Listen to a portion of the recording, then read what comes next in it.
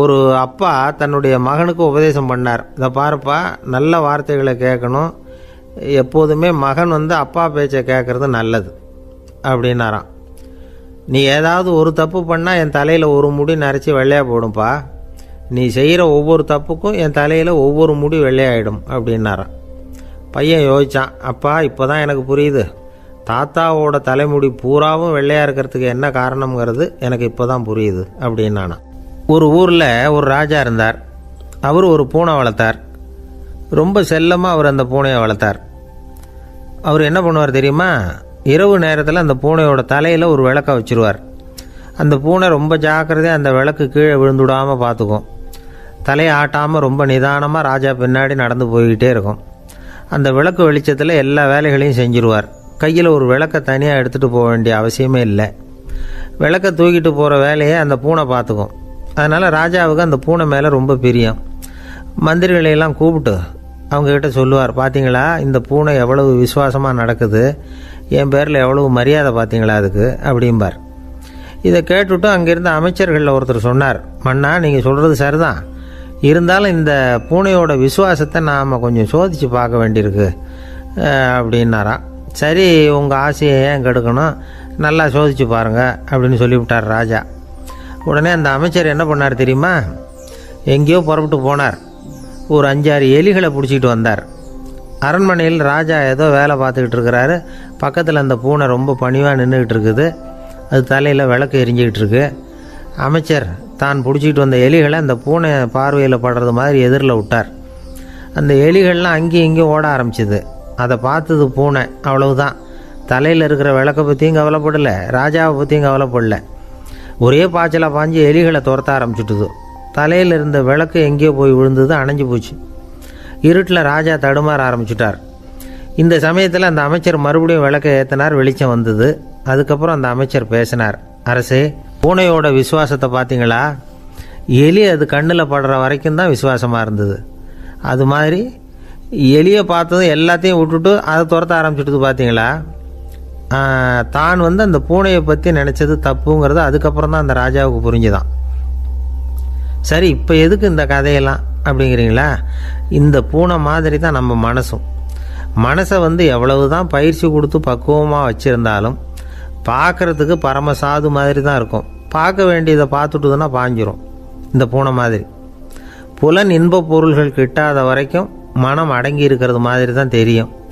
கொஞ்சம் வாய்ப்பு கிடைச்சாலும் அது குதிக்க ஆரம்பிச்சிடும், தப்பு பண்ண ஆரம்பிச்சிடும். பெரிய பெரிய முனிவர்கள் வாழ்க்கையில் நடந்த வீழ்ச்சி இதை தான் நிரூபிக்குது. புலன்களின் ஆற்றல் அதிகம். அதனால் மனக்கட்டுப்பாடு பயிற்சிகளில் ரொம்ப எச்சரிக்கையாக இருக்கணுங்கிறார் சுவாமி சிவானந்தர். மது பழக்கத்தையே விட்டுவிட்டேன்னு உறுதியாக இருப்பான். கடை கண்ணில் பட்டுவிட்டதுன்னா கால் அவனை கேட்காமலே இழுத்துக்கிட்டு உள்ளே போயிடும். இதுதான் மனசுங்கிறது. அதுதான் அந்த ராஜா வளர்த்த பூனை. நம்மால் ஒருத்தன் அந்த ராஜா பூனை தலையில் விளக்க வச்சது மாதிரி இவன் தன்னுடைய தலையிலேயே ஒரு விளக்கை ஏற்றி வச்சுக்கிட்டு என்னத்தையோ தேட ஆரம்பித்தான். தேடிக்கிட்டு இருக்கிறான்.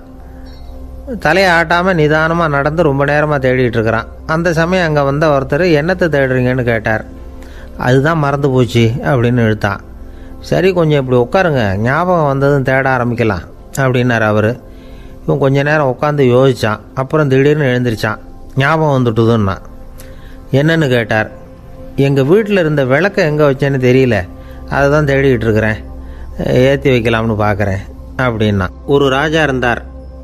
நாடு பூராவும் நிறைய மரங்களை நட்டு வளர்க்கணுங்கிறது அவரோட ஆசை. தானே அதுக்கு முன்மாதிரியாக இருக்கணும்னு நினச்சார். அரண்மனையை சுற்றி மரங்களை நட்டு வளர்த்தார். இதை பார்த்துட்டு ஜனங்களும் அவங்கவுங்க வீட்டை சுற்றி மரக்கன்றுகளை நட்டு வளர்த்தாங்க. கொஞ்ச காலத்தில் ஊர் பூரா பசுமையாக மாறிச்சு. எல்லாருக்கும் சந்தோஷமாக இருந்தது. இது ஒரு பக்கம் இருக்கட்டும். இப்போ நான் சொல்ல போகிற கதை வேறு. அதாவது அந்த ராஜா ஒரு நாள் தன்னுடைய அரண்மனையை சுற்றி இருக்கிற விதவிதமான மரங்களை எல்லாம் போய் பார்த்தார். எப்படி இருக்கிறீங்க அப்படின்னு ஒவ்வொரு மரத்துக்கிட்டையும் விசாரித்தாராம். எந்த மரமும் சந்தோஷமாக இருக்கிறதா தெரியல. அதுக்கும் மனசில் ஒரு குறை. முதல்ல ஆலமரத்துக்கிட்ட போனார். அது சொல்லிச்சு, மண்ணா, நான் நல்லா பெருசாக வளர்ந்துருக்கிறேன், அடர்த்தியாக இருக்கிறேன், கிளையெல்லாம் 4 பக்கமும் நல்லா படர்ந்து தான் இருக்குது, இருந்தாலும் எந்த பிரயோஜனமும் இருக்கிறதா தெரியல எனக்கு. என்னுடைய பழம்லாம் ரொம்ப சின்னதாக இருக்குது, என் கண்ணுக்கு சரியாக புறப்பட மாட்டேங்குது. நான் இருக்கிற சைஸுக்கு என்னுடைய கிளையில் இருக்கிற பழம்லாம் எவ்வளோ பெருசாக இருக்கணும். அது இத்தினூண்டு இருக்கிறது எனக்கு பெரிய அவமானமாக இருக்குது. இப்படி இங்கே நின்றுக்கிட்டு இருக்கிறதே ரொம்ப கூச்சமாக இருக்குது. ஒரு நல்ல புயல் வந்ததுன்னா பேசாமல் சாஞ்சு விடலாமான்னு பார்க்குறேன் அப்படின்னு புலம்புது ஆலமரம். சரி இருக்கட்டும்னு நினச்சிக்கிட்டு ராஜா அடுத்தபடியாக ஒரு அத்தி மரத்துக்கிட்ட போனார். அதுவும் புலம்ப ஆரம்பிச்சுட்டுது. நான் கூட பெரிய மரம்தான், இல்லை இலையெல்லாம் அழகாக தான் இருக்குது, பழம் அழகாக இருக்குது, இருந்தாலும் உள்ள விஷயம் இல்லையே, அத்தி பழத்தை புட்டு பார்த்தா அத்தனையும் சொத்தை அப்படின்னு பழமொழியே உண்டாயிட்டுதே. இப்படி ஒரு கெட்ட பேரோடு நான் இருக்கணுமா அப்படின்னு புலம்புது அது. சரி இது இருக்கட்டும் அப்படின்னு சொல்லி அடுத்தபடியாக வேப்ப மரத்துக்கிட்ட போனார். அது தன்னுடைய வேதனையை வெளியிட்டது. எனக்கு எவ்வளவோ மருத்துவ குணங்கள்லாம் இருக்கிறதா சொல்லிக்கிறாங்க, இருந்தாலும் என்ன பிரயோஜனம், என்னுடைய பழத்தை மனிதர்கள் யாரும் விரும்பி சாப்பிட்றது இல்லையே அப்படின்னுது.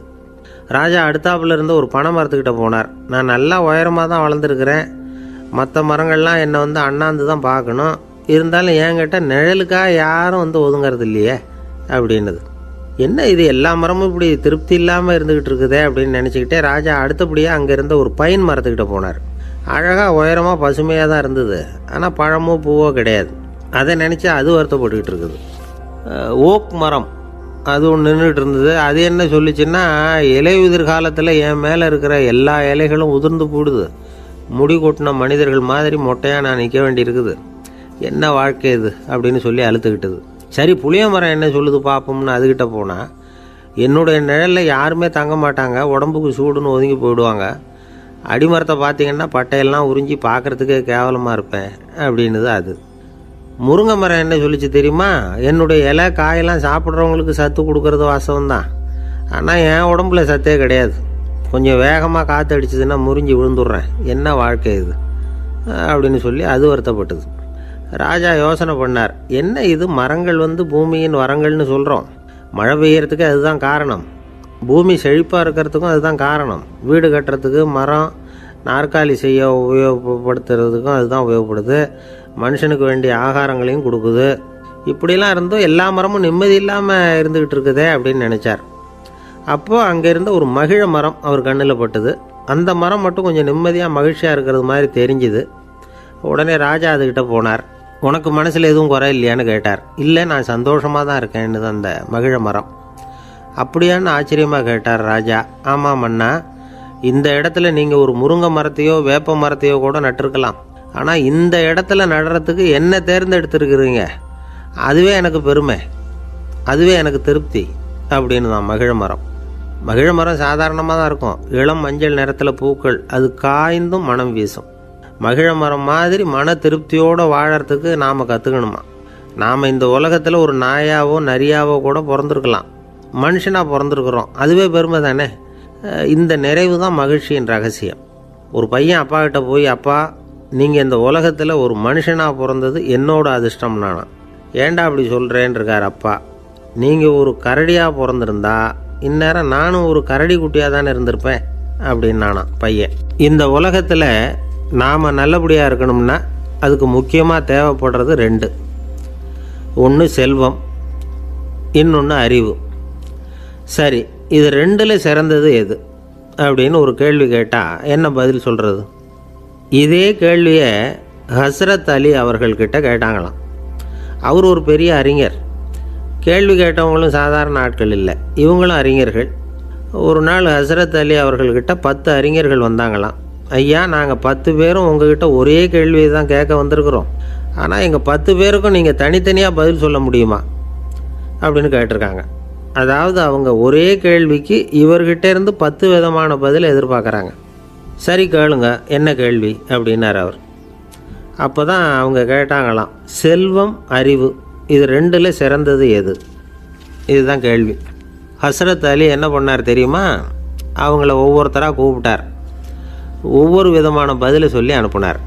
முதல்ல ஒருத்தரை கூப்பிட்டார், சொன்னார், அறிவுங்கிறது தீர்க்கதரிசிகள், ஞானிகள், மகான்கள் இவங்களோட பரம்பரை சொத்து, ஆனால் செல்வங்கிறது கொடுங்கோலரின் ஆயுதம், அதனால் அறிவு தான் சிறந்தது அப்படின்னார். 2வது ஆளை கூப்பிட்டார், உங்ககிட்ட செல்வம் இருந்தால் நீங்கள் தான் அதை காப்பாற்றணும், ஆனால் அறிவு உங்களை எப்பவும் காப்பாற்றும், ஆகவே அறிவு தான் சிறந்தது அப்படின்னார். 3வது ஆளை கூப்பிட்டார், செல்வந்தனுக்கு எப்போதும் விரோதிகள் அதிகம், ஆனால் அறிஞனுக்கு நண்பர்கள் அதிகம், அதனால் அறிவு தான் சிறந்ததுன்னார். அடுத்தவரை கூப்பிட்டார், செல்வம் அடுத்தவங்களுக்கு கொடுக்க கொடுக்க குறையும். ஆனால் கல்விங்கிறது அதிகரிச்சுக்கிட்டே வரும், கொடுக்கறதுனால குறையாது. அதனால் அறிவு தான் சிறந்ததுன்னார். இன்னொருத்தரை கூப்பிட்டார். அறிவுள்ளவன் எப்பவும் அதை அடுத்தவங்களுக்கு வாரி வழங்கிக்கிட்டே இருப்பான். அதனால் அவங்ககிட்ட தாராளத்தன்மை இருக்கும். ஆனால் செல்வந்தன்கிட்ட கஞ்சத்தனம் தான் இருக்கும். அதனால் அறிவு தான் சிறந்ததுன்னார். 6வது நபரை கூப்பிட்டார். செல்வத்தை கள்வர்கள் திருடிட்டு போக முடியும், ஆனால் அறிவை அப்படி திருடிட்டு போக முடியாது அப்படின்னார். 7வது நபரை கூப்பிட்டார். செல்வம் கால ஓட்டத்தில் அழிஞ்சிரும், ஆனால் அறிவை கால ஓட்டம் ஒன்றும் பண்ண முடியாது. ஆகவே அறிவே சிறந்ததுன்னார். 8வது ஆளை கூப்பிட்டு சொன்னார், செல்வத்துக்கு எப்பவும் எல்லை உண்டு, நிறை உண்டு, அளவு உண்டு, கணக்கு உண்டு.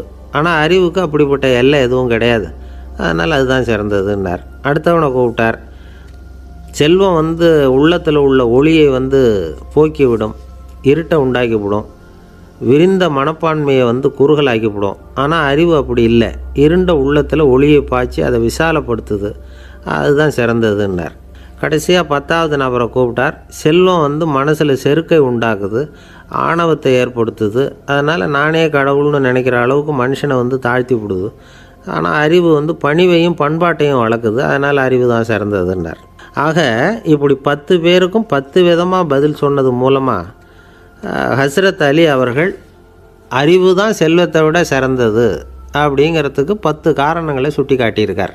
அந்த அறிஞர் 10 பேர் கேட்ட ஒரே கேள்விக்கு 10 பதில் சொன்னார். நமக்கு வேண்டிய ஒருத்தர் 10 பேர் கேட்ட கேள்விக்கு ஒரே பதில் சொல்லி சமாளித்தார். கேள்வி என்ன தெரியுமா? என்கிட்ட வாங்கின கடனை எப்போயா திருப்பி கொடுக்க போகிறேன்? இதுதான் அந்த 10 பேரும் கேட்ட ஒரே கேள்வி. இந்த மாதம் 26ஆம் தேதி தந்துடுறேன் அப்படிங்கிற ஒரே பதில் சொல்லி அவ்வளவு பேரையும் இவர் அனுப்பி வச்சுட்டாராம். எல்லாரும் போனதுக்கப்புறம் இவரை தனியாக கூப்பிட்டு கேட்டிருக்கிறாங்க. அது என்ன சார் கணக்கு, 26ஆம் தேதி அன்னைக்கு என்ன அதிசயம் நடக்க போகுது அப்படின்னு கேட்டிருக்காங்க. அதிசயம் அன்னைக்கு இல்லை, அதுக்கு நாளே நடக்க போகுதுன்னாராம். விவரமாக சொல்லுங்கன்றிருக்காங்க. வேறு ஒன்றும் இல்லைங்க, 26ஆம் தேதி தானே எல்லாரையும் வர சொல்லியிருக்கிறேன், அதுக்கு நாளே நான் புறப்பட்டு தலைமறைவாயிட போகிறேன் அப்படின்னாராம் ரொம்ப பெருமையாக. துருக்மேனியாவில் அஷ்காபாத் அப்படின்னு ஒரு நகரத்தில் ஒரு புவியியல் விஞ்ஞானி இருந்தார். அவர் ஒரு நாய்க்குட்டி வளர்த்தார். ஒரு நாள் முன்னிரவு நேரம் ஒரு மேஜைக்கு முன்னாடி உட்காந்து அந்த விஞ்ஞானி ஏதோ கணக்கு போட்டுக்கிட்டு இருக்கிறார். அவருக்கு ஒரு சின்ன பெண் குழந்தை, அது தொட்டிலில் தூங்கிட்டு இருக்குது. அந்த நாய்க்குட்டியும் ஒரு மூலையில் படுத்து அது பாட்டுக்கு தூங்கிட்டு இருந்தது. ஒரே அமைதி. அந்த நேரத்தில் திடீர்னு அந்த நாய்க்குட்டி துள்ளி எழுந்திரிச்சிது. நேராக குழந்தைகிட்ட ஓடிச்சு. அந்த குழந்தைய அது போட்டிருந்த ட்ரெஸ்ஸோடு சேர்த்து கவ்வி தூக்குச்சு. தூக்கிக்கிட்டு வாசல் பக்கம் ஓடிச்சு. நாய்க்குட்டி குழந்தைய கவ்வி தூக்க முடியுமாங்கிற சந்தேகம் உங்களுக்கு இல்லையா? நீங்கள் நம்ம ஊர் நாய்க்குட்டியவே பார்த்து பழக்கப்பட்டிருக்கீங்க, அதனால் நம்புறதுக்கு சிரமமாக இருக்கும். அந்த ஊர்லெலாம் அது ரொம்ப ஸ்ட்ராங்காக இருக்கும், ஒரு ஏதோ கண்ணுக்குட்டி மாதிரி இருக்கும். விஞ்ஞானி அதை பார்த்துட்டார். உடனே அந்த நாய்க்கு வெறி பிடிச்சிட்டுதுன்னு முடிவு பண்ணிவிட்டு தன்னோட கை துப்பாக்கி எடுத்துக்கிட்டு ஓடி வந்தார். அவர் வெளியில் நாய்க்குட்டி எங்கே அப்படின்னு பார்த்து தேடுறார். அந்த நேரத்தில் அந்த வீடு இடிஞ்சு விழுது. காரணம் பூமி அதிர்ச்சி. இப்படி பூமி அதிர்ச்சி உண்டாக போகுதுங்கிறது அந்த நாய்க்குட்டிக்கு முன்னாடியே தெரிஞ்சு போச்சு. அதுதான் குழந்தைய தூக்கிட்டு வெளியில் ஓடி வந்திருக்குது. அது மூலமாக அந்த குடும்பத்தையே காப்பாற்றிருக்குது அந்த நாய்க்குட்டி. இந்த சம்பவம் நடக்கிறதுக்கு 3 நாளைக்கு முன்னாடியே சில பிராணிகளுக்கு இப்படி நடக்க போகுதுங்கிறது தெரிஞ்சிருக்குதான். ஆமாம், அந்த நகரத்தில் 3 நாளைக்கு முன்னாடியே பாம்பு, பல்லி இதெல்லாம் அது தங்கியிருந்த வலையை விட்டு வெளியில் ஓடி வந்துட்டுது. அதே மாதிரி அங்கே இருந்த புறாவெல்லாம் பறந்து போயிடுச்சான். இதே மாதிரி யுகோஸ்லோவியாவில் கூட ஒரு நகரம், அங்கே ஒரு நாள் ராத்திரி ஒரு மிருக காட்சி சாலையில் திடீர்னு ஒரு பெரிய கலவரம், கூச்சல், குழப்பம். அங்கே இருந்த கழுதை, புலி, யானை, பறவை எல்லாம் கண்ணாபின்னான்னு கத்த ஆரம்பிச்சுட்டுது. நேர் யானை அதுக்குன்னு போடப்பட்டிருந்த தடுப்பையே தாண்டி குதித்து வெளியில் வந்துட்டு தான். மறுநாள் தான் எல்லாருக்கும் விஷயம் புரிஞ்சுது. அடுத்த நாள் காலையில் அங்கே பூமி அதிர்ச்சி உண்டாயிட்டுது. இப்போ பாருங்கள், அதாவது மனுஷனை போய் தீர்க்க தரிசி அது இதுன்னு சொல்லிகிட்டு இருக்கிறோம். இவனை விட அது பரவாயில்லைன்னு தோணுது. அதாவது மிருகங்கள் ஒன்று நடக்க போகுதுங்கிறத முன்னாடியே புரிஞ்சுக்குதே. சரி, இதெல்லாம் எப்படி அது முன்கூட்டி புரிஞ்சுக்குது? அதுதான் படைப்பு ரகசியம். அதை கண்டுபிடிக்கிறதுக்கு தான் மனுஷன் ஆராய்ச்சி பண்ணிகிட்டு இருக்கிறான். விஞ்ஞானிகளோட ஆராய்ச்சியெல்லாம் ஒரு பக்கம் இருக்கட்டும், வீட்டுக்குள்ளேயே சில ஆராய்ச்சி பண்ணி பாருங்களேன். இப்போ சில யோசனை சொல்லி அதை சோதனை பண்ணி பாருங்க அப்படின்னு ஒருத்தர் சொன்னாராம். அதாவது இப்போ மழை வருமா வராதா அப்படின்னு தெரிஞ்சுக்கணுமா, உடனே ஒரு பூனைக்குட்டி பின்னாடியே மெதுவாக போய் அது என்ன செய்யுதுன்னு கவனித்து பார்க்கணும். பூனைக்குட்டி தன்னோட பாதத்தினால சுகத்தில் அப்படி கீறிக்கிட்டு இருக்கும். அப்படி கீறினா கண்டிப்பாக மழை வரும். சில சமயம் பூனை விட்டு அப்படியே மல்லாந்து படுத்துக்கிட்டு பாதத்தை உயர தூக்கும், அப்படியும் இப்படியும் புரளும். இப்படி செஞ்சதுன்னா அன்னைக்கும் மழை இருக்காது. அதனால் முன்னாடி இருந்தது மழை வர்றதுக்கு அறிகுறி, இது மழை இல்லைங்கிறதுக்கு அறிகுறி. பறவைகள் பிராணிகள் இதுகளோட நடவடிக்கைகளை பார்த்துட்டு அதையெல்லாம் அடிப்படையாக வச்சு தான் காலநிலையை கண்டுபிடிக்கிற கருவிகளை கண்டுபிடிச்சிருக்கிறாங்க. வாத்து இருக்குல்ல, சில சமயம் தன்னோட அழகை தன்னோட இறகுகளில் அப்படியே புதைச்சிக்கும். அப்படி செஞ்சால் குளிர்காலம் வரப்போகுதுன்னு அர்த்தம். பருவநிலை குளிராக மாறப்போகுதுங்கிறதுக்கு இதுதான் அறிகுறி. சிட்டுக்குருவி இருக்குதுல்ல, அதெல்லாம் புழுதியில் உழுந்து புரளும், சிறகுகளை படபடன்னு அடிச்சுக்கும். அப்படி செஞ்சால் மழை வரப்போகுதுன்னு அர்த்தம். ஒன்று மட்டும் நாம் நல்லா தெரிஞ்சுக்கணும், இயற்கையின் சீற்றம்னு சொல்கிறோம் இல்லையா, இயற்கை ஏன் நம்ம மேலே கோவப்படுது? இயற்கையை நாம் அனுசரித்து போகிறதில்ல, அதனால் கோவப்படுது. காடுகளை அழிக்கப்படாது, விலங்குகளை கொல்லக்கூடாது, இயற்கை ஏற்படுத்தி வச்சுருக்கிற சமநிலையை கெடுக்கக்கூடாது. அதை புரிஞ்சுக்கிட்டு வாழ்ந்தோம்னா பூமியும் நடுங்காது, நாமளும் நடுங்க வேண்டிய அவசியம் இருக்காது. ஒருத்தர் இருந்தார், சாராய கடைக்கு போனாராம், நிறைய சாப்பிட்டார். அப்புறம் சொன்னார், இது ரொம்ப அற்புதமான சரக்கு போல் இருக்குது, உள்ளே போன உடனே இந்த பூமியே நடுங்கிறது மாதிரி இருக்குது எனக்கு அப்படின்னாராம். இதுக்கு கடைக்காரர் சொல்லியிருக்கார், நீங்கள் சாப்பிட்டது வெறும் பச்சை தண்ணி தாங்க, இப்போ ஏற்பட்டிருக்கிறது நிஜம் பூமி அதிர்ச்சி அப்படின்னாராம். ஒரு ஊரில் ஒரு ராஜா இருந்தார். அந்த ராஜாவுக்கு ஒரு மந்திரி. ராஜா ரொம்ப நியாயமானவர், நேர்மையானவர், கண்டிப்பானவர். தப்பு செய்கிறது யாராக இருந்தாலும் தண்டனை கொடுப்பார். வேண்டியவங்களுக்கு ஒரு நியாயம், வேண்டாதவங்களுக்கு ஒரு நியாயங்கிறதெல்லாம் அவர்கிட்ட கிடையாது. ஒரு சமயம் அரசவையில் அந்த அமைச்சரே விதிமுறைகளுக்கு புறம்பாக ஏதோ நடந்துக்கிட்டு இருக்கார். மன்னருக்கு கோபம் வந்துட்டுது. உடனே அந்த அமைச்சரை கிட்டத்தில் கூப்பிட்டு அவர் கன்னத்தில் ஓங்கி ஒரு அறை கொடுத்துட்டாராம். உடனே அந்த அமைச்சர் என்ன பண்ணார் தெரியுமா, நேராக போனார், அங்கே நின்றுக்கிட்டு இருந்த இன்னொருத்தர் கன்னத்தில் ஓங்கி அரைஞ்சார். அறை வாங்கினவர் திகைச்சு போயிட்டார். இவர் ஏன் நம்மளை அரைகிறார் அப்படின்னு யோசனை பண்ணார். மன்னரும் திகைச்சு போயிட்டார். நாம் இவர் அரைஞ்சா அதுக்காக இவரு போய் இன்னொருத்தரை அரையணுமா அப்படின்னு யோசனை பண்ணார். இவருக்கு என்ன பைத்தியமானு கூட நினைக்க ஆரம்பிச்சுட்டார். ஆனால் என்ன ஆச்சுன்னா, அப்புறம் அமைச்சர் அவர் கவனிச்சிக்கிட்டு இருந்தாரா, அவர் இன்னொருத்தர் அரைஞ்சார் இல்லையா, அந்த அறை வாங்கின ஆசாமியை பார்த்து கத்திக்கிட்டு இருந்தார். யார்? அமைச்சர். ஏன்பா என்கிட்ட அறையை வாங்கிக்கிட்டு இப்படி விவரம் இல்லாமல் நின்றுக்கிட்டு இருக்கிறியே, நான் உனக்கு கொடுத்ததை நீ வேறு யாருக்கிட்டையாவது கொடுத்துரு அப்படின்னார். உடனே அந்த ஆள் பார்த்தான், தனக்கு அடுத்தபடியாக நின்றுக்கிட்டு இருந்தவனை ஓங்கி ஒரு அறை அரைஞ்சான். அவன் கன்னத்தை தடவிட்டே யோசனை பண்ணான். இது ஏதோ புரிஞ்சுக்கிட்ட மாதிரி அடுத்தாப்பில் நின்றுக்கிட்டு இருந்தவனை அரைஞ்சான். இப்படி இந்த அறை மாறி மாறி போய்கிட்டே இருக்குது. ஊர் பூரா பிரயாணம் பண்ண ஆரம்பிச்சுட்டுது. அன்னைக்கு ராத்திரி அந்த ராஜா படுக்கிறதுக்காக போனார். அந்த நேரம் பார்த்து அவர் கன்னத்தில் பலார்னு ஒரு அறை விழுந்தது. நம்மளே அரையிறது யார் அப்படின்னு அதிர்ச்சியோட மன்னர் திரும்பி பார்க்குறாரு. அரைஞ்சது அவரோட மனைவி. என்னாச்சு உனக்குன்னு கத்துனார் ராஜா. உங்களுக்கு தெரியாதா, ஊர் பூரா ஒருத்தர் மாற்றி ஒருத்தர் மூலமாக இந்த அறை பிரயாணம் பண்ணிட்டு வருது அப்படின்னாங்க அந்த அம்மா. அப்படின்னா ஆரம்பித்த இடத்துக்கே வந்துட்டுதா அப்படின்னாராம் மன்னர். என்ன சொல்கிறீங்கன்னு கேட்டிருக்காங்க. இவர் விவரத்தை சொன்னாராம். அப்படின்னா நீங்கள் ஆரம்பித்து வச்ச இந்த விளையாட்டை நான் முடிச்சு வச்சுட்டேன் அப்படின்னாங்களாம் அந்த அம்மா. மறுநாள் காலை மறுபடியும் அரசவை கூடிச்சு அந்த அமைச்சர் மன்னரை பார்த்து கேட்டார், என்ன மகாராஜா, என்கிட்ட கொடுத்ததை திருப்பி வாங்கிட்டீங்களா அப்படின்னாராம். இப்படி நடக்கும்னு நான் எதிர்பார்க்கவே இல்லைன்னார் மன்னர். ஆனால் நான் எதிர்பார்த்தேன், அது எங்கே போயிட போகுது, ஊர் பூரா சுற்றி கடைசியில் உங்ககிட்ட தான் சேரும் அப்படிங்கிறது எனக்கு தெரியும் அப்படின்னார் அமைச்சர். இந்த கதை வேடிக்கையாக இருந்தால் கூட இதில் உள்ள கருத்து முக்கியமானது. இந்த உலகத்தில் பல கருத்துக்கள் இப்படி தான் மாறி மாறி சுற்றி வந்துக்கிட்டே இருக்குது. நம்மால் ஒருத்தன் தன்னுடைய நண்பன் ஒருத்தனை கடத்தெருவில் பார்த்தான். உடனே ஓடி போய் பலார்னு ஒரு அறை கொடுத்தானான். அவன் கன்னத்தை தடவிட்டு ஏன்டா என்ன அரைஞ்சேன்னு கேட்டிருக்கான். நீ ஏன்டா என்னை முட்டாள்னு என் மனைவிட்ட போய் சொன்னேன் அப்படின்ட்டுருக்கான் அவன். உன்னை ஒரு முட்டாள்னு சொன்னதுக்காகவா நீ என்ன அரைஞ்சே அப்படின்னு கேட்டிருக்கான் இவன். டேய், நான் அதுக்காக அறையலப்பா, அது ஒரு பெரிய ரகசியம், நான் முட்டாளுங்கிறது. அந்த ரகசியத்தை நீ ஏன் எங்கள் வீட்டில் போய் சொன்னேன், அதுக்காக தான் அரைஞ்சேன் அப்படின்னு நான் அவன். பக்தின்னு சொல்கிறோம் இல்லையா, அது 3 வகைப்படும் அப்படிங்கிறார் ஒரு பெரியவர். அது என்ன 3 வகைன்னா, தெய்வ பக்தி, அடியார்கள் பக்தி, குரு பக்தி. அடியார் பக்தியை விட தெய்வ பக்தியை விட குரு பக்தி தான் ரொம்பவும் சிறந்ததுங்கிறார் அவர். தெய்வத்துக்கிட்ட செஞ்ச பாவம் குருநாதர்கிட்ட தீர்ந்துருமா, குருநாதர்கிட்ட செஞ்ச பாவம் தெய்வத்துக்கிட்ட போனாலும் தீராதான். இப்படி பெரியவங்கள்லாம் சொல்லி வச்சுருக்கிறாங்க. ஒரு காடு, அங்கே அயோத தௌமியர் அப்படின்னு ஒரு தபோதனர், அவர் பல மாணவர்களை ஒன்றா சேர்த்து ஒரு குருகுலம் நடத்திக்கிட்டு இருக்கிறார். பல தரப்பட்டவங்க பல திறப்பட்டவங்க மாணவர்கள் அதில் சேர்ந்து படிச்சுக்கிட்டு இருக்கிறாங்க. பாஞ்சால ராஜகுமாரன் ஒருத்தனும் அந்த குருகுலத்தில் சேர்ந்து படிச்சுக்கிட்டு இருக்கிறான். அவன் பேர் ஆருணி. பெரிய இடத்து புள்ள, இருந்தாலும் படுப்பில் ரொம்ப கெட்டிக்காரனாக இருந்தான். அவன் தான் அங்கே முதல் மாணவன். ஒரு நாள் குருநாதர் அந்த அரசகுமாரனை கூப்பிட்டார். நம்ம குருகுலத்துக்கு சொந்தமான வயலில் தண்ணீர் பெருகி வெள்ளம் வந்து பயிரை வந்து அழிக்குதான்.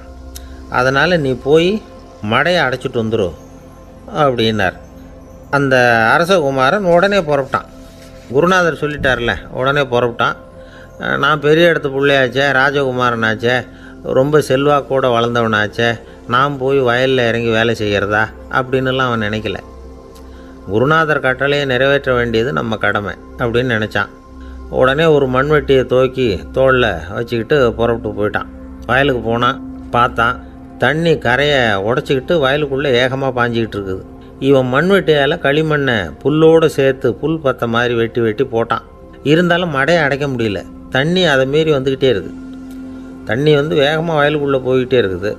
போடுற பத்தையெல்லாம் கரைஞ்சி கரைஞ்சி போயிட்டுருக்கு. இருந்தாலும் இவன் தன்னுடைய முயற்சியை கைவிடலை. வெட்டி வெட்டி போட்டுக்கிட்டே இருக்கிறான். காலையில் அங்கே போனவன் சாயந்தரம் வரைக்கும் இப்படி செஞ்சுக்கிட்டு இருக்கிறான். உடம்பும் மனசும் ரொம்பவும் சோர்ந்து போச்சு. இருந்தாலும் குருநாதர் இட்ட கட்டளையை நிறைவேற்றாமல் இருக்கிறோமேங்கிற ஒரு குறை அவனுக்கு இருக்குது. குரு கட்டளையை நிறைவேற்றாத நான் வந்து இன்னமும் இருக்கணுமா அப்படின்னு யோசனை பண்ண ஆரம்பிச்சிட்டான். என்ன செய்யலாம்னு பார்த்தான். நம்ம குருநாதர் இட்ட பணிக்காக இந்த உடம்பையே தியாகம் பண்ணலாம் அப்படின்னு முடிவு பண்ணான். தண்ணி பாயுதில் அதுக்கு குறுக்க விழுந்து அப்படியே மடையை அடைச்சிக்கிட்டு அப்படியே படுத்துட்டான். இது மற்றவங்களுக்கு தெரியாது. அன்னைக்கு ராத்திரி ஒரு விளக்கு முன்னாடி உட்காந்து குருநாதர் பிள்ளைங்களுக்கு பாடம் சொல்லி கொடுத்துக்கிட்டு இருக்கிறார். முதல் வரிசையில் இருக்கக்கூடிய ராஜகுமாரனை காணலை. நம்ம ஆருணி எங்கே போனா அப்படின்னு சொல்லி மற்ற மாணவர்களை விசாரித்தார். இப்போ அவங்க சொன்னாங்க, சுவாமி அவன் காலையில் வயலுக்கு வந்து மடையை அடைக்கிறதுக்காக போனான், நீங்கள் தான் போக சொன்னீங்க, இன்னும் திரும்பி வரல அப்படின்னு அவர் பையன்.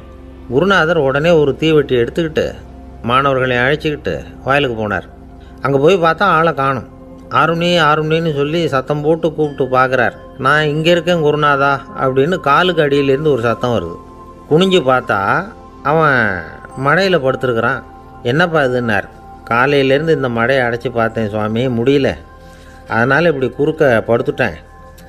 என்னை தாண்டறதுக்கு பயந்து போய் தண்ணியே தேங்கி நின்றுட்டுது அப்படின்னா. அவனுடைய குரு பக்தியையும் அவனை தாண்டறதுக்கு அஞ்சு நிற்கிற தண்ணி தேக்கத்தையும் பார்த்துட்டு எல்லாரும் ரொம்ப ஆச்சரியப்பட்டு போயிட்டாங்களாம். ஆருணி எழுந்திரிச்சு வா அப்படின்னு கூப்பிட்டாரான் குருநாதர். அவன் தண்ணீரை பொழந்துக்கிட்டு எழுந்திரிச்சு வந்தானான். அதனால் அவனுக்கு வந்து உத்தாலகன் அப்படின்னு ஒரு பேர். உத்தாலகன்னா தண்ணீரை பிளந்தவன் அர்த்தம். அந்த உத்தாலகன் மாதிரி இந்த காலத்து மாணவர்களுக்கும் குரு பக்தி வேணும் அப்படின்னு சொன்னோம் ஒரு பள்ளிக்கூடத்தில். உடனே நிறைய மாணவர்கள் எழுந்திரிச்சு நின்னாங்க. சார், நீங்கள் எங்களை வந்து இன்னமும் சரியாக புரிஞ்சுக்கலன்னு நினைக்கிறோம். அன்னைக்காவது ஒருத்தன் அப்படி இருந்தான், இன்றைக்கி ஏகப்பட்ட உத்தாலகர்கள் இருக்கிறோம். எங்கள் வாத்தியார் கட்டளை இட்டால் இப்போவே அது மாதிரி வயலுக்கு போய் மடையில் குறுக்கப்படுத்துக்கிறதுக்கு இந்த வகுப்பில் உள்ள அத்தனை பேரும் தயாராக இருக்கிறோம் அப்படின்னாங்க.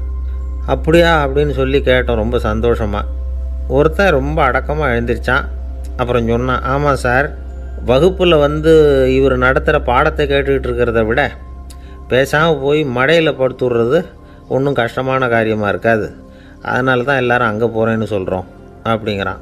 ஒரு இலக்கிய கூட்டம் ஏற்பாடு பண்ணியிருக்கிறோம், நீங்கள் அவசியம் வந்து அதில் பேசணும் அப்படின்னு கேட்டுக்கிட்டார் ஒருத்தர். வேணாங்க, 4 பேருக்கு முன்னாடி வந்து நிற்கிறதுனா எனக்கு ரொம்ப கூச்சமாக இருக்கும் அப்படின்னாரு இவர். ஏன் சார் இன்னமும் குழந்த மாதிரி கூச்சப்படுறீங்களே அப்படின்னார் அவர். அவரை ஒரு மாதிரியாக சமாளித்து அனுப்பி வச்சுட்டு அதுக்கப்புறம் அதை பற்றி இவர் யோசித்து பார்த்துருக்கார். சில நிபுணர்கள் எழுதியிருக்கிறத படித்தும் பார்த்துருக்கிறார். மனோதத்துவ நிபுணர்கள் என்ன சொல்கிறாங்க தெரியுமா?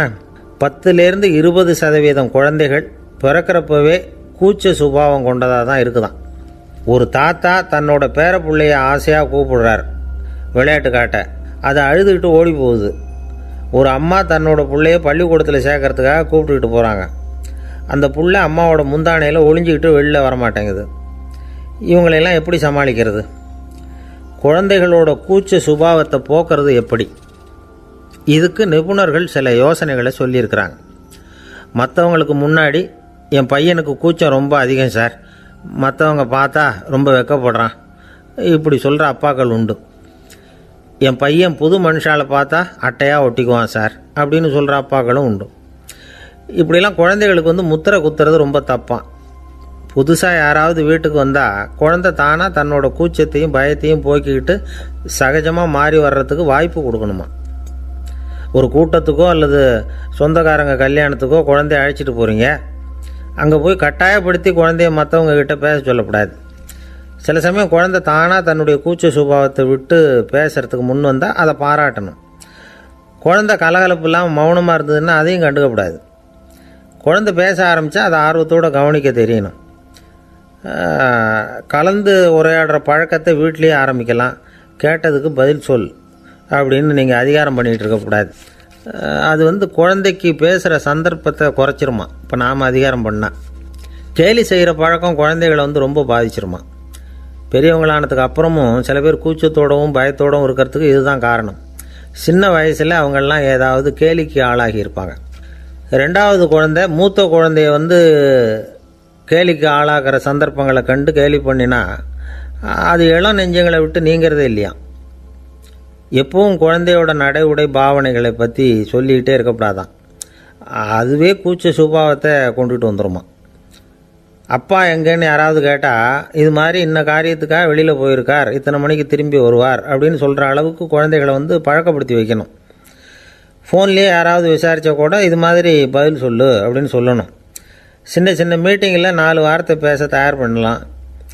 ஒரு கடையிலையோ அல்லது ஹோட்டல்லையோ ஏதாவது விவரம் கேட்கணும்னா உங்கள் குழந்தைய தைரியமாக அனுப்புங்க. குழந்தைகள் பணிவாகவும் பொறுமையாகவும் விவரம் கேட்குறப்போ கூச்ச சுபாவம் தானாக போயிடும். சின்ன வயசுலேயே இப்படிலாம் பழக்கப்படுத்தினா தான் வருங்காலத்தில் தைரியமாக இந்த சமுதாயத்தில் வாழ முடியும். இல்லைன்னா 60 வயசுலேயும் அடுப்பங்கரையை விட்டு வெளில வர்றதுக்கு கூச்சப்பட்டுக்கிட்டு தான் இருக்க வேண்டியிருக்கும். இந்த காலத்து பிள்ளைங்க எவ்வளவோ பரவாயில்ல, எதுக்கும் தயங்கிறதில்ல, கூச்சப்படுறதில்ல. ஒரு அம்மா அடுப்பங்கரையிலேருந்து சத்தம் போட்டாங்க, டேய் ராமு, தயவு பண்ணி அந்த டிவியை நிறுத்துறா, அந்த பெண்ணோட குரல் மகா மோசம், அடுப்பங்கரையில் இருக்கிற என்னாலேயே அதை சகிச்சிக்க முடியல அப்படின்னாங்களாம்.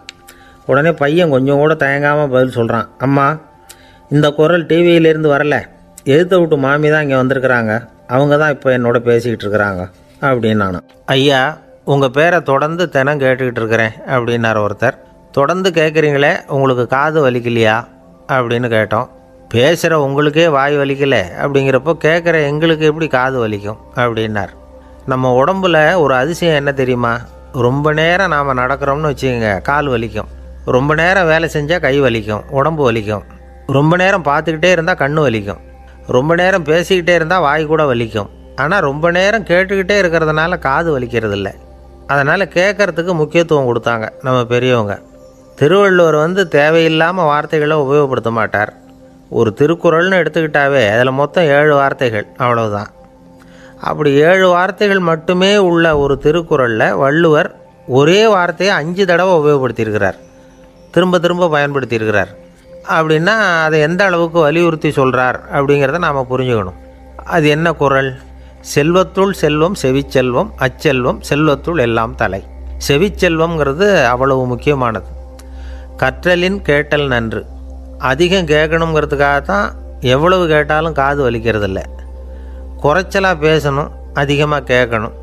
இன்னொரு விஷயம் கவனிங்க, நம்ம உடம்பில் கண்ணுக்கு மூடி இருக்குது, எதையாவது நாம் பார்க்க விரும்பலைன்னா உடனே கண்ணை மூடிக்கலாம். நம்ம வாய்க்கு மூடி இருக்குது, பேச விருப்பம் இல்லையா, வாயை மூடிக்கலாம். மூக்குக்கு கூட மூடிக்கிற வசதி இருக்குது, எதையாவது முகர விருப்பம் இல்லையா, மூச்சை அடக்கிக்கலாம். ஆனால் பாருங்கள், காதுக்கு மூடி கிடையாது, அதை கையால் தான் மூட முடியும். யார் என்ன சொன்னாலும் அது நல்லதோ கெட்டதோ காதில் விழுந்துக்கிட்டு தான் இருக்கும். அறிவு தான் நல்ல விஷயங்களை எடுத்துக்கிட்டு கெட்ட விஷயங்களை விட்டுடணும். நல்ல கருத்துக்கள் நம்ம காதில் நிறைய விழுந்துக்கிட்டே இருக்கணும். அதை கேட்டு நாம் நல்லபடியாக வாழணுங்கிறது தான் படைப்பின் விருப்பம். ஆன்மீகவாதிகள் கூட ஒன்று சொல்லுவாங்க, அதாவது ஆன்மீக பாதையில் நீங்கள் முன்னேறணும்னா முதல்ல சிரவணம் செய்யணும்பாங்க. அதாவது பெரியவங்க சொல்கிற நல்ல கருத்துக்களை கேட்கணும் அப்படின்னு அதுக்கு அர்த்தம். அதனால் யார் நல்ல கருத்துக்களை சொன்னாலும் அதை காது கொடுத்து கேளுங்க. இவ்வளவு கருத்துக்களையும் நம்ம நேயர் ஒருத்தர்கிட்ட சொல்லிகிட்டு இருந்தோம். அவரும் சரி சரின்னு தலையாடிக்கிட்டே இருந்தார். அப்புறம் சொன்னார், நீங்கள் சொல்கிறது சரிதான் சார், காதுக்கு மூடி இல்லைங்கிறது ரொம்ப சரி, அதனால தான் உங்கள் தகவல் கூட நாங்கள் விரும்புகிறோமோ இல்லையோ தினம் காதில் விழுந்துக்கிட்டு இருக்குது அப்படின்னார். எங்களுக்கு ரொம்ப பெருமையாக இருந்தது. அப்படியா அப்படின்னோம். ஆனாலும் என்ன மாதிரி சில பேர் நீங்கள் தகவல் சொல்கிற சமயத்தில் காதில் மூடி இல்லையேன்னு சொல்லி கவலைப்படுறதில்ல சார் அப்படின்னார். ஏன்னு கேட்டோம். காதை மூடுறதுக்கு தானே வசதி இல்லை, ரேடியோவை மூடுறதுக்கு வசதி இருக்குதுல்ல, அதனால் டக்குன்னு அதை மூடி வச்சுருவோம் அப்படின்னார்.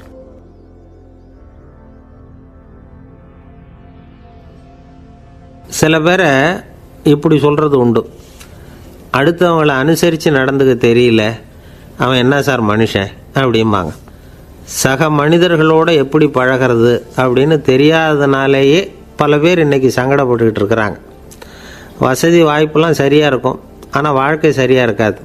இன்னொருத்தர்கிட்ட எப்படி பேசுறது பழகிறதுங்கிறது தெரியாததுனால தான் இந்த அவஸ்தை. சரி, இந்த அவஸ்தை இல்லாமல் வாழறது எப்படி? இதுக்கு அனுபவசாலிகள் சில வழிமுறைகளை சொல்கிறாங்க.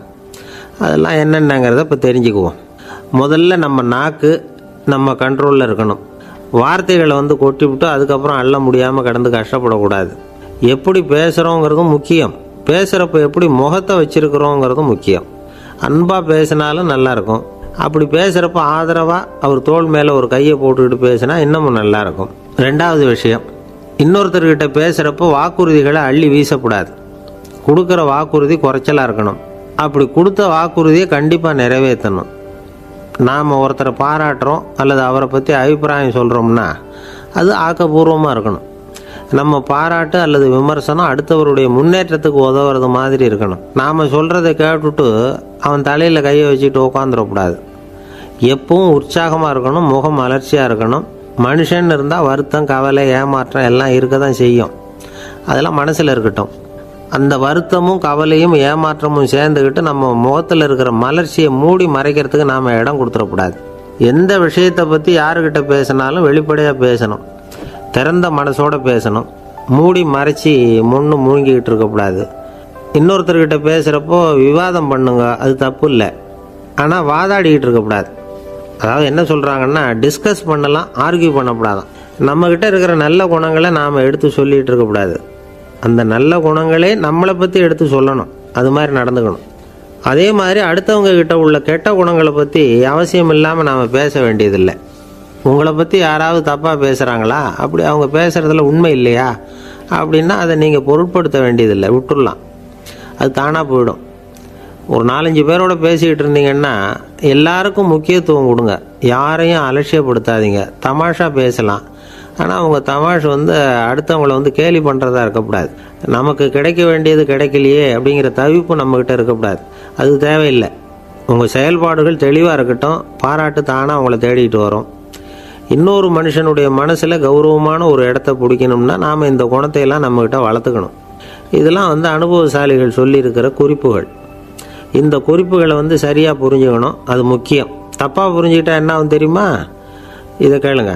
ஒருத்தர் வந்தார், சார் அடுத்தவங்க தோள் மேலே கையை போட்டுக்கிட்டு அன்பாக பேசணும்னு சொன்னீங்க, அப்படி தான் பேசினேன். அவர் முதுகை கூட தட்டி கொடுத்தேன், என் வேலை போயிட்டுது சார், வீட்டுக்கு அனுப்பிச்சிட்டாங்க அப்படின்னார். யாருக்கிட்ட அப்படி பேசுனீங்கன்னு கேட்டோம். என் முதலாளிகிட்ட சார் அப்படிங்கிறார் ரொம்ப சோகமாக. இந்த உலகமே ஒரு நாடக மேடை, நாம் எல்லாரும் நடிகர்கள். இது ஞானிகள் சொல்கிறது. இது ஒரு பக்கம் இருக்கட்டும். இந்த உலகத்துக்குள்ளே எத்தனையோ நாடக மேடைகள், எத்தனையோ நடிகர்கள், எத்தனையோ நாடகங்கள், இதெல்லாம் எப்படி ஆரம்பமாச்சு? அதுதான் இன்றைக்கி தகவல். அதாவது ஆதி மனிதன் பேச ஆரம்பிக்கிறதுக்கு முன்னாடி சைகையாலேயே எல்லாத்தையும் சொல்லிக்கிட்டு இருந்தான். அதனால் அப்போவே நடிப்பு ஆரம்பமாயிட்டுது. முதல்ல ஒரு வேட்டையைத்தான் அவன் நடித்து காட்டியிருப்பான். இவன் எப்படி போனான், எதிரில் மிருகம் எப்படி வந்தது, அதோடு எப்படி சண்டை போட்டான், எப்படி அடித்து கொண்டுகிட்டு வந்தான், இதை அப்படியே மற்றவங்களுக்கு நடித்து காட்டியிருப்பான். ஏன்னா மொழி கிடையாது. இந்த காலத்துலலாம் நாடகங்களில் நடிக்கிறவங்கள நடிகர்கள்ங்கிறோம். ஒரு காலத்தில் இவங்களுக்கு என்ன பேர் தெரியுமா? திஸ்பியர்கள் அப்படின்னு பேரான். இதுக்கு காரணம் உண்டு. அதாவது 2000 வருஷத்துக்கு முன்னாடி கிரீஸ் நாட்டில் திசிபியஸ் அப்படின்னு ஒரு ஆள் இருந்தான். அவன் ஒரு பெரிய நாடக கலைஞன். அவன் சில இளைஞர்களை சேர்த்துக்கிட்டான், பயிற்சி கொடுத்தான், நாடக குழுவை உருவாக்கினான். நடிகர்களையும் நாடகத்துக்கு தேவையான பொருள்களையும் ஏற்றிக்கிட்டு போகிறதுக்கு ஒரு வண்டியையும் தயார் பண்ணான். அந்த வண்டியிலேயே அவன் கிரேக்க நாடு பூராவும் சுற்றினான். ஊர் ஊராக நாடகம் போட்டான். ஒரு ஊருக்கு போனதும் அங்கே நாடகம் நடத்த தியேட்டர் இருக்கா அப்படிங்கன்னெல்லாம் பார்க்குறது இல்லை அவன். ஏன்னா அப்போலாம் தியேட்டர்னா என்னென்னு தெரியாது. நாடகம்னா அது ஒரு மூடிய கொட்டைக்குள்ளே தான் நடத்தணுங்கிறது அப்போ யாருக்குமே தோணலை. இந்த வண்டி போகும், அதுவே ஒரு பகுதி அப்படியே ஒரு மேடை மாதிரி விரிச்சிக்கும். அதில் ஏறி நின்றுக்கிட்டு நாடகத்தை நடித்து காட்டுவாங்களாம். மக்கள்லாம் எதிரில் தரையில் உட்காந்து அதை பார்த்துக்கிட்டு இருக்கிறது. உலகத்தின் முதல் நடமாடும் தியேட்டர் இது தானா. இந்த திசிபிஎஸ் தான் முதலாக உலகத்தில் நாடகங்கிற பொழுதுபோக்கை நடத்தி காட்டினவன் அப்படின்னு சொல்கிறாங்க. அவன் சொந்தமாக நாடகம் எழுதுனா, நடித்தான், நாடகத்தை இயக்கினான்.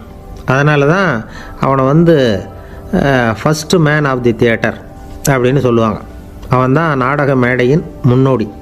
கிரேக்கர் காலத்திலேயே நாடக ஆசிரியர்கள், நடிகர்கள், ரசிகர்கள் இவங்கள்லாம் உருவாயிட்டாங்களாம். நாடகத்தின் சரித்திரத்தில் இந்த 3 பிரிவும் ரொம்ப முக்கியம். அதாவது கிரேக்க தியேட்டர்கள்லாம் திறந்த வெளி மேடைகள் தான். பெரும்பாலும் மலைச்சரிவுகள், அதுவே படிப்படியாக பண்ணியிருப்பாங்க. கீழே அரைவட்ட வடிவில் மேடை, அதுக்கு ஆர்கெஸ்ட்ரான்னு பேர். பிற்காலத்தில் இதில் உட்காந்து இசைக்குழுவினர் வாய்ச்சதுனால இசைக்குழுவுக்கே ஆர்கெஸ்ட்ராங்கிற பேர் வந்துட்டுது. இப்போது கிரேக்க தியேட்டர்களில் ஒன்று, அதோட காலம் கிமு 340. அதை இன்னமும் பாதுகாத்து வச்சுருக்கிறாங்களாம். எபிடாரஸ் அப்படிங்கிற இடத்துல அது இருக்குதான். இன்னமும் அந்த தியேட்டரை பயன்படுத்திக்கிட்டு வர்றாங்களாம். சிறந்த கிரேக்க நாடகங்கள்லாம் அங்கே நடிக்கிறாங்களாம். ஆரம்ப காலத்திலேயே கட்டணம் கிடையாது. அப்புறம் பின்னாடி தான் நுழைவு கட்டணம்லாம் அப்படியே வந்துட்டு தான். நடிகர்கள் பளபளப்பான ஆடைகள் உடுத்தியிருப்பாங்களாம். இந்த குதிகால் உயர்ந்த காலணிகள் போட்டிருப்பாங்களாம். இதெல்லாம் பழைய குறிப்புகள். பலவிதமான உருவங்களில் மாஸ்க் அப்படின்னு சொல்லப்படுற முகமூடி. அதனால் ஒரே நடிகர் பல வேடங்களில் நடிக்கிறது உண்டான். ஆரம்பத்தில் பெண் நடிகர்கள் கிடையாது, எல்லாம் ஆண் நடிகர்கள் தான். ரோமானியர்கள் தான் முதல் நிரந்தர நாடக மேடையை கட்டினவங்க. அதுதான் முதல் தியேட்டர். கிமு 1048 காலகட்டத்தில் பாம்பிங்கிற நகரத்தில் அதை கட்டியிருக்கிறாங்களாம்.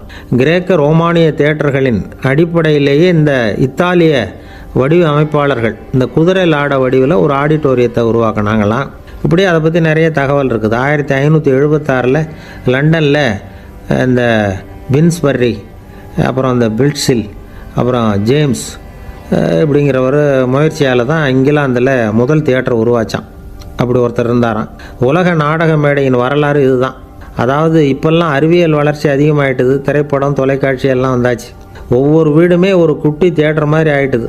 தொலைக்காட்சி முன்னாடி உட்காந்து எழுந்திருக்கவே மனசு வர்றதில்லை. ஒரு அம்மா ஒரு மனோதத்துவ டாக்டரை தேடிட்டு வந்தாங்களாம் இந்த காலத்தில். டாக்டர், எங்கள் வீட்டுக்காரர் எப்போ பார்த்தாலும் டிவி முன்னாடி உட்காந்துக்கிட்டு அதையே வெறிச்சு பார்த்துக்கிட்டு இருக்கிறார், உத்து பார்த்துக்கிட்டு இருக்கார், எனக்கு சந்தேகமாக இருக்குன்னாங்களாம். இது மனக்கோளாறு இல்லைங்க, ஆர்வக்கோளாறு, அவ்வளவுதான், இதுக்காக பயப்படாதீங்கன்னாரான் டாக்டர்.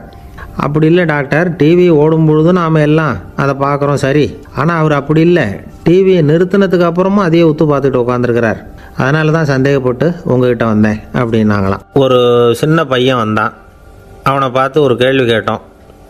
ஏன்ப்பா உங்கள் வீட்டில் அம்மா புத்திசாலியா அப்பா புத்திசாலியா அப்படின்னு. அவன் அலட்சியமாக நம்மளை பார்த்து சிரிக்கிறான். என்ன சார் இது, இந்த காலத்தில் இது கூட தெரியாமல் இருக்கிறீங்களே அப்படிங்கிறான். ஒரு சின்ன பையன் நம்மளை பார்த்து இப்படி கேட்டு விட்டானே அப்படின்னு நினைக்கிறப்போ நமக்கு ஒரு மாதிரி ஆகிடும். அதுக்கப்புறம்தான் இந்த தாத்தா பாட்டிலாம் சொல்கிற ஒரு கதை ஞாபகத்துக்கு வந்தது. அது என்ன கதை தெரியுமா? ஒரு ஊரில் ஒரு அம்மாவும் பிள்ளையும் இருந்தாங்களாம். அந்த மகனுக்கு திடீர்னு தேசாந்திரம் போய் வரணும்னு ஆசை வந்துட்டுது. ஊராக போய் சுற்றி பார்க்கணுங்கிற ஆசை. அந்த அம்மாவுக்கு இது பிடிக்கல. மகனை பிரிஞ்சு இருக்கிறதுக்கு அவங்க மனசு இடம் கொடுக்கல. வேணாப்பான்னு சொல்லி பார்த்தாங்க, அவன் கேட்கல. திடீர்னு புறப்படவும் செஞ்சுட்டான். சரி, இனிமேல் அவனை தடுக்க முடியாதுன்னு முடிவு பண்ணிட்டாங்க அந்த அம்மா. இருந்தாலும் புத்திசாலித்தனமாக ஒரு யோசனை பண்ணாங்க. மகனை கிட்டத்தில் கூப்பிட்டாங்க. அவங்ககிட்ட சொன்னாங்க, இதை பாருப்பா, நீ தேசாந்திரம் போகிறதுன்னு தீர்மானம் பண்ணிவிட்ட, அதை நான் தடுக்கலை, போயிட்டு வந்துடும். ஆனால் போகிறதுக்கு முன்னாடி எனக்கு ஒரு வாக்குறுதி கொடுத்துட்டு போ அப்படின்னாங்க. போகிறப்போ ராத்திரியாக இருந்தாலும் பகலாக இருந்தாலும் சரி, புளிய மரத்து நிழலில் தான் தங்கணும். திரும்பி வர்றப்போ இரவும் பகலும் நீ வேப்ப மரத்து நிழல்லே தங்கணும் அப்படின்னாங்க. சரி, அப்படியே செய்கிறேன்னு சொல்லி வாக்குறுதி கொடுத்தான் பையன். புறப்பட்டு போனான். போகிற வழியில் புளிய மரத்து நிழல்லே தங்கினான், தூங்கினான். அப்படி போய்கிட்டே இருந்தான். 7ஆவது நாள் அவன் உடம்பு சுகமில்லாமல் போயிட்டுது.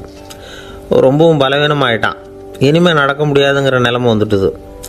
யோசித்து பார்த்தான். சரி, இதுக்கு மேலே போக வேண்டாம் அப்படின்னு முடிவு பண்ணிவிட்டு திரும்பி வர ஆரம்பிச்சிட்டான். திரும்பி வர்றப்போ வழியில் வேப்ப மரத்து நிழல்லையே தங்கி வந்தான். நாளுக்கு நாள் உடம்பு சரியாக வந்துட்டுது. 7வது நாள் வீட்டுக்கு வந்து சேர்றான். உடம்பு பழையபடியே கலகலப்பாயிட்டுது. பூரண சுகம். தேசாந்திரம் போன பையன் திரும்பி வந்துட்டானே அப்படின்னு அந்த அம்மா ஆச்சரியப்படலை. ஏன்னா அவங்களுக்கு தெரியும் இப்படி ஆகும்னு. பையன் சீக்கிரமாக திரும்பி வரணுங்கிறதுக்காகத்தான் அவங்க அந்த யோசனையை சொன்னாங்க. என்ன விஷயங்கிறதையும் அவங்களே சொன்னாங்க. மகனே, புளிய மரத்து நிழல் உடம்புக்கு உஷ்ணத்தை கொடுக்கும், சீக்கம் உண்டாக்கும். அதனால் நீ தொடர்ந்து புளிய மரத்து நிழலில் தங்கினாவே நோய்க்கு ஆளாயிட்ட. அதனால் பயணத்தை முடிச்சுக்கிட்டு திரும்பி வரணுங்கிற முடிவுக்கு வந்துட்ட. திரும்பி வர்றப்போ நீ தங்கினது வேப்ப மரத்து நிழல். அது உடம்புக்கு குளிர்ச்சியை தரக்கூடியது, நோயை தீர்க்கக்கூடியது. அதனால் சுகமாக வீட்டுக்கு சேர்ந்துட்ட. உன்னோட தேசாந்திர பயணத்தை தடுக்கிறதுக்காக தான் இப்படி பண்ணினேன் அப்படின்னாங்களாம் அந்த அம்மா. பார்த்தீங்களா அம்மாவோட புத்திசாலித்தனத்தை? அப்பாவாக இருந்தால் இப்படியா பண்ணுவார்? ஒரு அப்பா பையன்கிட்ட 10 ரூபா கொடுத்து இதை எடுத்துக்கிட்டு அடுத்த ஊருக்கு போய் அங்கே இருக்கிற மாமா கிட்ட இதை கொடுத்துட்டு வாடா, வழியில் எங்கேயாவது மரத்தடியில் படுத்து தூங்கி விடாதே அப்படின்னு எச்சரிக்கை பண்ணி அனுப்புனாராம். பையனுக்கு எச்சரிக்கையாக வாழறது எப்படிங்கிறத கற்றுக் கொடுக்கறதுக்காக இப்படி பண்ணார். அவன் பணத்தை வாங்கிக்கிட்டு போனான். அப்பா சொன்னதை மறந்துட்டு ஒரு மரத்தடியில் படுத்து தூங்கிட்டான். அவனுக்கு தெரியாமல் அவன் பின்னாடியே போன அப்பா அவன் கையில் இருந்த அந்த 10 ரூபாயை நைஸாக எடுத்துகிட்டு வந்துட்டார். அவன் பையில் தானே வச்சுருந்தான், அது தெரியாமல் எடுத்துகிட்டு வந்துட்டார். அவன் தூங்கிக்கிட்டு இருக்கான். எடுத்துகிட்டு ஒரு மறுபடியும் வீட்டுக்கு வந்துட்டார். பையன் முழிச்சுக்கிட்டு பையை தடவி பார்க்குறான், பணத்தை காணும். அழுதுகிட்டே திரும்பி வந்தான். அப்பா கிட்ட விஷயத்த சொன்னான். அப்பா சிரிச்சுக்கிட்டே சொன்னார், அதுக்கு தான்ப்பா ஆரம்பத்திலேயே எச்சரிக்கை பண்ணினேன், இனிமேலாவது நீ ஜாக்கிரதையாக இருக்கணும் அப்படிங்கிறதுக்காக தான் இப்படி பண்ணினேன். அந்த பணம் எங்கேயும் போயிடலை, நான் தான் அதை உனக்கு தெரியாமல் எடுத்து வச்சிருக்கிறேன். இதோ பாரு அப்படின்னு சொல்லிட்டு சைடு பாக்கெட்டில் கையை விட்டா அது ஓட்டையாக இருக்குது. அதை எவனோ ஏற்கனவே கத்திரிச்சு எடுத்துகிட்டு போட்டான். இப்போ அப்பா முகத்தில் அசடு வழிஞ்சுதான். ஒரு அரசனும் அமைச்சரும் ஒரு நாள் ரொம்ப சாவகாசமாக பேசிக்கிட்டு இருந்தாங்களாம். அரசன் அமைச்சரை பார்த்து ஒரு கேள்வி கேட்டிருக்கார். ஏங்க அமைச்சரே, ஆசை இல்லாத ஒரு மனுஷனால் இருக்க முடியுமா அப்படின்னு. ஏன் முடியாது, துறவி அப்படிங்கிறவங்கெல்லாம் அப்படிப்பட்டவங்க தானே அப்படின்னாராம் அமைச்சர். அவங்கெல்லாம் உண்மையிலேயே ஆசையை விட்டவங்க தானா அப்படின்னு கேட்டாராம் ராஜா. அப்படி தான் இருக்கணும் அப்படின்னாராம் அமைச்சர். அப்படின்னா ஆசையே இல்லாத ஒரு உண்மையான துறவியை நான் பார்க்கணுமேன்னார். அது என்ன பிரமாதம், அதுக்கு நான் ஏற்பாடு பண்ணுறேன் அப்படின்னு விட்டார் இவர். சொல்லிவிட்டு உடனே புறப்பட்டு போனார். அங்கங்கே தேடினார். அப்புறம் தான் அவருக்கு புரிஞ்சுது உண்மை துறவியை கண்டுபிடிக்கிறது எவ்வளவு கஷ்டமான காரியம்னு. இருந்தாலும் ராஜா கிட்ட சொல்லியாச்சே உண்மை துறவியை காட்டுறேன்னு. இப்போ என்ன பண்ணுறது? ராஜா கிட்ட சொன்னபடி நடக்கலைன்னா அவருக்கு கோபம் வந்துடும். அமைச்சர் ஒரு யோசனை பண்ணார். அவருக்கு ஒரு வழி தெரிஞ்சுது. அதுதான் சரின்னு முடிவு பண்ணார். அதாவது அந்த ஊரில் அவருக்கு தெரிஞ்ச நாடக நடிகர் ஒருத்தர் இருக்கிறார், நல்லா நடிப்பார். அவரை போய் பார்த்தார். இதை பாருப்பா, எனக்காக நீ ஒரு காரியம் செய்யணும்னார். என்னன்னு கேட்டார் அவர். நீ ஒரு துறவி மாதிரி கொஞ்சம் நேரத்துக்கு நடிக்கணும். ராஜா உன்னை பார்த்துட்டு போகிற வரைக்கும் நடி, அது போதும். அதுக்காக உனக்கு 10,000 ரூபா தரேன் அப்படின்னார். அவர் எந்த காலத்தில் இவ்வளவு பணத்தை மொத்தமாக பார்த்துருக்கார். அதனால் உடனே சரின்னு ஒத்துக்கிட்டார். அமைச்சர் அரண்மனைக்கு திரும்பி வந்தார். என்ன அமைச்சரே, இன்னுமா ஒரு உண்மையான துறவி கிடைக்கலன்னார். உண்மையான துறவி ஒருத்தரை இப்போ தான் கொஞ்ச நேரத்துக்கு முன்னாடி பார்த்து பேசிவிட்டு வர்றேன். அவர் நம்ம ஊருக்கு வெளியில் குளத்தங்கரையில் உள்ள ஒரு ஆலமரத்துக்கு அடியில் உட்காந்துருக்கிறார் அப்படின்னார் இவர். அப்படின்னா உடனே புறப்படுங்க அப்படின்னார் ராஜா. பரிவாரங்களோடு புறப்பட்டார். அங்கே அந்த மரத்தடியில் அந்த ஆள் வேஷம் போட்டுக்கிட்டு துறவி மாதிரி உட்காந்துருக்கிறான். ராஜா நேராக போனார். அந்த துறவி காலில் பொத்துன்னு விழுந்து வணங்கினார். உடனே ராணியும் அவர் காலில் விழுந்தாங்க. அடுத்தபடியாக அமைச்சர் விழுந்தார். அவருக்கு தெரியும் இது நம்ம ஆள் தான்னு. இருந்தாலும் என்ன பண்ணுறது, நேரம். அப்புறம் பரிவாரங்கள்லாம் துறவி காலில் விழுந்து ஆசீர்வாதம் வாங்கிட்டாங்க. ராஜா அப்புறமா தங்கத்தட்டில் பொன்னையும் பொருளையும் வச்சு அந்த துறவிக்கிட்ட ரொம்ப பணிவாக நீட்டுறார். தாங்கள் தயவு பண்ணி இதை ஏற்றுக்கணும் அப்படின்னு வேண்டிக்கிட்டார். அந்த துறவி பற்றில்லாமல் அதை பார்த்தார். எல்லாத்தையும் திறந்துவிட்ட எனக்கு இதெல்லாம் எதுக்காக அப்படின்னு சொல்லி அதை மறுத்துட்டாராம். ஆஹா, உண்மையான துறவியை பார்த்துட்டோம் அப்படிங்கிற ஆனந்தம் அரசருக்கு. ரொம்ப நிம்மதியாக திருப்தியாக திரும்பி வந்தார் அரண்மனைக்கு. அதுக்கப்புறம் அமைச்சர் யாருக்கும் தெரியாமல் அந்த துறவிகிட்ட ஓடினார். சொன்ன பிரகாரம் பணத்தை நீட்டினார். இந்தாப்பா, நான் உங்ககிட்ட சொன்னபடி 10,000 ரூபா பணம் எடுத்துக்கோ அப்படின்னார். அந்த ஆள் ராஜா கிட்ட சொன்னது மாதிரியே எல்லாத்தையும் திறந்துவிட்ட எனக்கு இதெல்லாம் எதுக்காக வேணாம் அப்படின்னு விட்டாரான். நடித்த வரைக்கும் போதும்ப்பா, இனிமேல் இந்த நாடக வசனம்லாம் வேணாம், வேஷத்தை கலைச்சிரு, பணத்தை வாங்கிக்கோன்னார். இல்லைங்க, இது வேஷம் இல்லை, இது வசனமும் இல்லை, இது உண்மை. கொஞ்ச நேரம் துறவி மாதிரி நடித்ததுக்கே இந்த தேசத்து ராஜா ராணி அமைச்சர் பரிவாரங்கள் எல்லாம் என் காலில் விழுந்து வணங்குறாங்க. அப்படின்னா உண்மையான துறவியாக இருக்கிறது எவ்வளவு பெருமையான விஷயம். நான் உண்மையான துறவியாக ஆக போகிறேன், அப்படி முடிவும் பண்ணிட்டேன் அப்படின்னார் அந்த நடிகர். வேஷம் கூட எப்படிப்பட்ட விளைவுகளை உண்டு பண்ணுது பார்த்தீங்களா. நம்மால் ஒருத்தன் ரொம்ப வசதியாக தான் இருந்தான். ஒரு நாள் அவன் சொத்து பூரா திருட்டு போட்டுது. அதுக்கப்புறம் இவன் துறவி மாதிரி ஆகிட்டான். ஊர் ஊராக சுற்றினான். ஒரு குருநாதரை தேடி கண்டுபிடிச்சான். அவர்கிட்ட சீடனாக சேர்ந்துக்கிட்டான். அவனை பார்த்து ஒருத்தர் கேட்டார், நீ உண்மையான சீடன் தானான்னு. இல்லைங்க, சீடன் மாதிரி நடிச்சுக்கிட்டு இருக்கிறேன் அப்படின்னா. அது குரு துரோகம் இல்லையா அப்படின்னு கேட்டார் அவர். இல்லைங்க, நான் பண்ணது குரு துரோகம் இல்லை, என் குரு பண்ணது தான் துரோகம். என்னுடைய பணத்தை கொள்ளையடித்தது இவர் தான். அதை எங்கே வச்சுருக்காருன்னு கண்டுபிடிக்கிறதுக்காக தான் இவர்கிட்ட வந்து சீடனாக சேர்ந்துருக்கிறேன் அப்படின்னா. ஒரு ஆள் இருந்தான், நிறைய பணம் சம்பாதிச்சான். ஆனால் செலவு பண்ண மனசு வரல, கருமி. அவன் என்ன பண்ணான், சேர்த்த பணம் பூராவையும் ஒரு மரத்தடியில் புதைச்சி வச்சுருந்தான். வாரத்துக்கு ஒரு தடவை அந்த மரத்தடிக்கு வருவான். புதைச்ச இடத்த ஆவலோடு பார்த்துக்கிட்டு இருப்பான். அதுக்கப்புறம் போயிடுவான். அவ்வளவுதான். ஒரு நாள் ஒரு திருடன் வந்தான். இவன் புதைச்சி வச்சுருந்ததெல்லாம் எடுத்துகிட்டு போட்டான். இது தெரிஞ்சு போச்சு. அந்த கருமி புலம்ப ஆரம்பிச்சிட்டான். இவன் புலம்பலை கேட்டதும் அக்கம் பக்கத்தில் இருந்தவங்கெல்லாம் ஓடி வந்தாங்க. என்ன விஷயம்னு விசாரித்தாங்க. இவன் சொன்னான். ஒரு பெரியவர் கேட்டார், ஏப்பா வாரம் வந்து இந்த இடத்த பார்க்குறதாக சொன்னியே, எப்போவாவது இதில் இருக்கிற பணத்தை எடுத்து செலவு பண்ணியிருக்கியா அப்படின்னு கேட்டார். நான் அப்பப்போ வந்து அதை பார்க்குறது தான் வழக்கம், அதை தொட்டதே இல்லைன்னு அவன். சரி, அப்படின்னா இப்போவும் நீ அதே மாதிரி வாரம் ஒரு தடவை வந்து இந்த இடத்த பார்த்துட்டு போகலாமே அப்படின்னாராம் அந்த பெரியவர். அதுவும் சரிதானே, எவ்வளவு காலமானாலும் அவன் அந்த பணத்தை எடுத்து செலவு பண்ண போகிறதில்ல. அப்படி இருக்கிறப்ப உள்ளே பணம் இருந்தாலும் ஒன்று தான், இல்லாமல் போனாலும் ஒன்று தான்.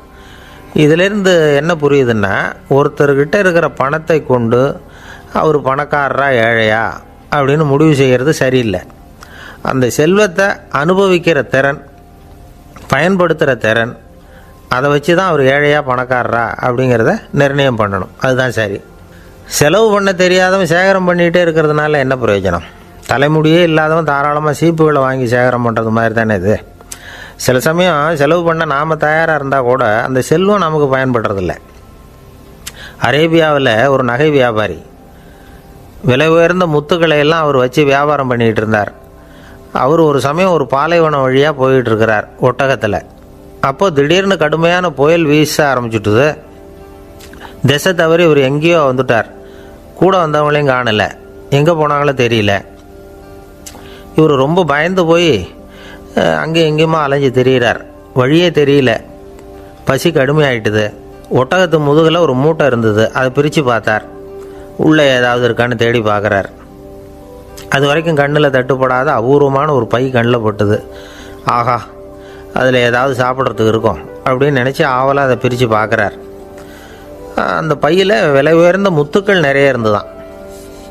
அப்போ தான் அவர் நினச்சாராம், விலை உயர்ந்த முத்துக்கள் கூட சாப்பிட்றதுக்கு உணவாக முடியாது அப்படிங்கிறத புரிஞ்சுக்கிட்டாராம்.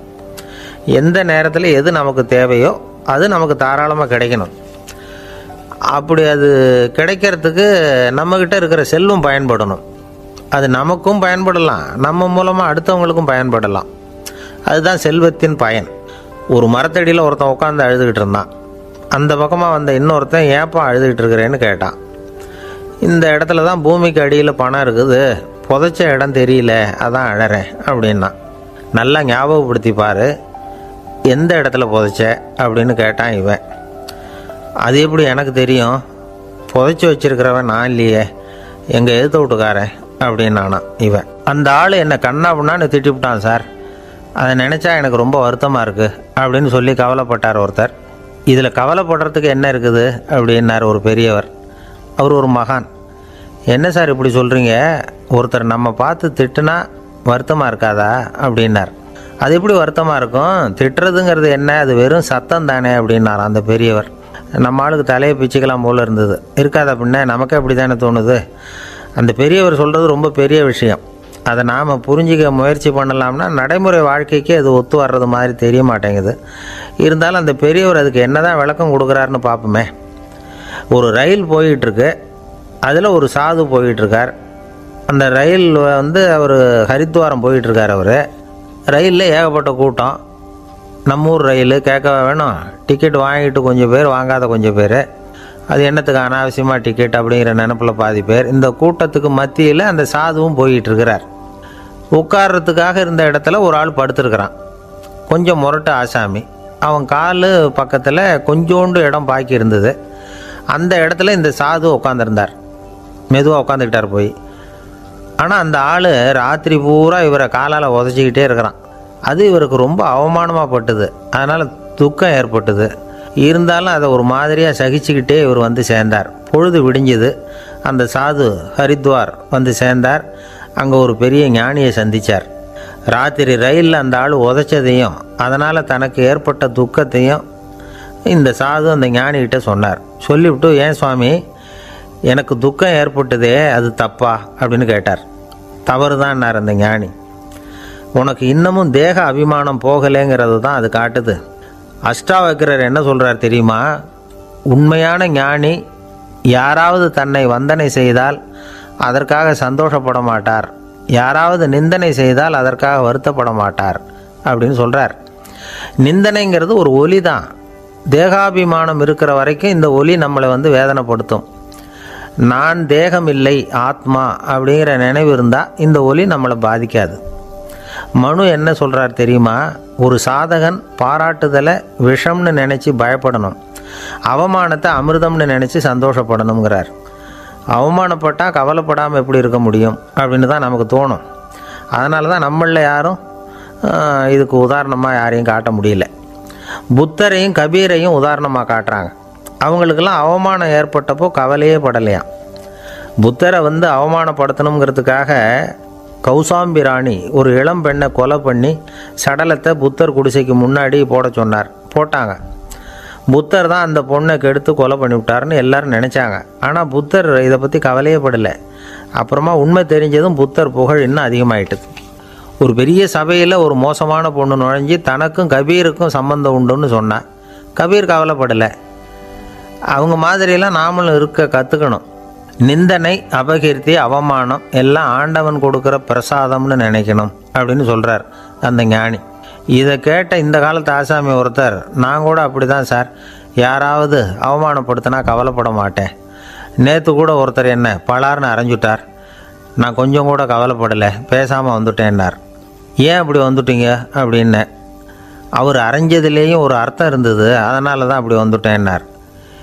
ஏன் அரைஞ்சாருன்னு கேட்டேன். 10 வருஷத்துக்கு முன்னாடி 15 ரூபா அவர்கிட்ட கடன் வாங்கினேன், அதை கேட்டு கேட்டு பார்த்துட்டு கடைசியாக தான் அரைஞ்சார் அப்படின்னார். ஆண்டவனுடைய பிரசாதம் இவருக்கு அடிக்கடி கிடைக்கும் போல இருக்குது. ஒரு பல்கலைக்கழகம், அங்கே ஒரு இலக்கிய பேராசிரியர், அவர் பாடம் நடத்திக்கிட்டு இருந்தார். ராபர்ட் ப்ரௌனிங் எழுதிய கவிதைகளை பற்றி சொல்லிகிட்டு இருக்கிறார். மாணவர்களும் ரொம்ப அக்கறையாக அதை கேட்டுக்கிட்டு இருக்கிறாங்க. ஒரு குறிப்பிட்ட கவிதையை பற்றி சொல்லும் பொழுது அந்த பேராசிரியருக்கே ஒரு சந்தேகம். அதாவது அந்த கவிதையின் சரியான அர்த்தம் என்னங்கிறதுல சந்தேகம். பேராசிரியர் யோசனை பண்ணார். அந்த கவிதையை முழுசாக புரிஞ்சிக்க முடியல. அதனால் மாணவர்களை பார்த்து சொன்னார், மாணவர்களே, ஒரு நாள் பொறுத்துங்க, இந்த கவிதையை எழுதின கவிஞர் எங்கள் வீட்டுக்கு பக்கத்தில் தான் இருக்கிறார். இன்றைக்கி சாயந்தரம் நான் அவரை நேரிலேயே போய் பார்க்குறேன். பார்த்து இதுக்கு என்னங்க அர்த்தம்னு கேட்டுக்கிட்டு வந்துவிடுறேன். அதுக்கப்புறம் உங்ககிட்ட சொல்கிறேன் அப்படின்னாராம். அன்றைக்கி சாயந்தரமே அந்த பேராசிரியர் கவிஞரை தேடிக்கிட்டு போயிட்டார்.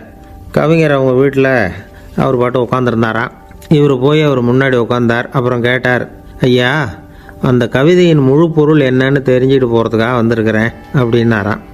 எந்த கவிதை அப்படின்னாராம் அவர். இவர் அந்த கவிதையை சொல்லியிருக்கார். கவிஞர் கொஞ்சம் யோசனை பண்ணிவிட்டு அப்புறம் சொன்னாராம், பேராசிரியரே, நீங்கள் கொஞ்சம் தாமதமாக வந்துட்டீங்கன்னாராம். இவருக்கு ஒன்றும் புரியல. நீங்கள் என்ன சொல்கிறீங்க? நான் தாமதமாக வந்துட்டேன்னா? நீங்கள் தான் உயிரோடு இருக்கிறீங்களே, அப்படி இருக்கும்பொழுது நான் தாமதமாக வந்துவிட்டேன்னா அது எப்படி அப்படின்னு இவர் குழம்பியிருக்கிறார். இப்போ கவிஞர் சொன்னாராம், ஐயா, நான் உயிரோடு இருக்கிறேன்னா இல்லையாங்கிறது முக்கியம் இல்லை. நான் அந்த கவிதை வரிகளை எழுதினப்போ 2 பேருக்கு அதோட அர்த்தம் தெரிஞ்சிருந்தது. இப்போ ஒரே ஒருத்தருக்கு தான் அதோட அர்த்தம் தெரியும் அப்படின்னாராம். பேராசிரியர் யோசனை பண்ணியிருக்கார். அப்படின்னா அந்த ஒருத்தர் கவிஞர் ராபர்ட் ப்ரௌனிங்கை தவிர வேறு யாராக இருக்க முடியும்? இவர் தான் அப்படிங்கிறத அவர் மனசில் நினச்சிக்கிட்டார். அதனால் சொன்னார், ஐயா நான் தாமதமாக வரல, அந்த கவிதையின் பொருள் என்ன அது சொல்லுங்கன்னார். பேராசிரியரே, நான் சொல்கிறது உங்களுக்கு புரியலன்னு நினைக்கிறேன். நான் இந்த வரிகள் எழுதினப்போ 2 பேருக்கு அதோட அர்த்தம் தெரிஞ்சிருந்தது. அந்த 2 பேர் யாருன்னா, ஒருத்தர் ராபர்ட் ப்ரௌனிங், அதாவது நான், இன்னொருத்தர் கடவுள். இப்போ அது கடவுளுக்கு மட்டும்தான் தெரியும். நானே இதை பற்றி பல தடவை யோசனை பண்ணி பார்த்தேன். இது ரொம்ப அழகானது, ஆனாலும் ரொம்ப வழுக்கலானது. அதை பிடிச்சிட்டோம்னு நினச்சிக்கிட்டு இருக்கும் பொழுதே காற்று மாதிரி அது உங்ககிட்ட இருந்து ஓடி போயிடுது. எனக்கு ரொம்பவும் வருத்தமாக தான் இருக்குது. நிச்சயமாக நான் தான் இந்த வரிகளை எழுதியிருக்கிறேன். அதில் அர்த்தம் இருக்குங்கிறது எனக்கு தெரியும், அதை நான் உணர்றேன். ஆனால் நீங்கள் என்னை மன்னிக்கணும், எனக்கே கூட அதை என்னால் விளக்க முடியல. அப்படி இருக்கும் பொழுது உங்களுக்கு எப்படி அதை நான் விளக்க முடியும் அப்படின்னாரா அந்த கவிஞர்.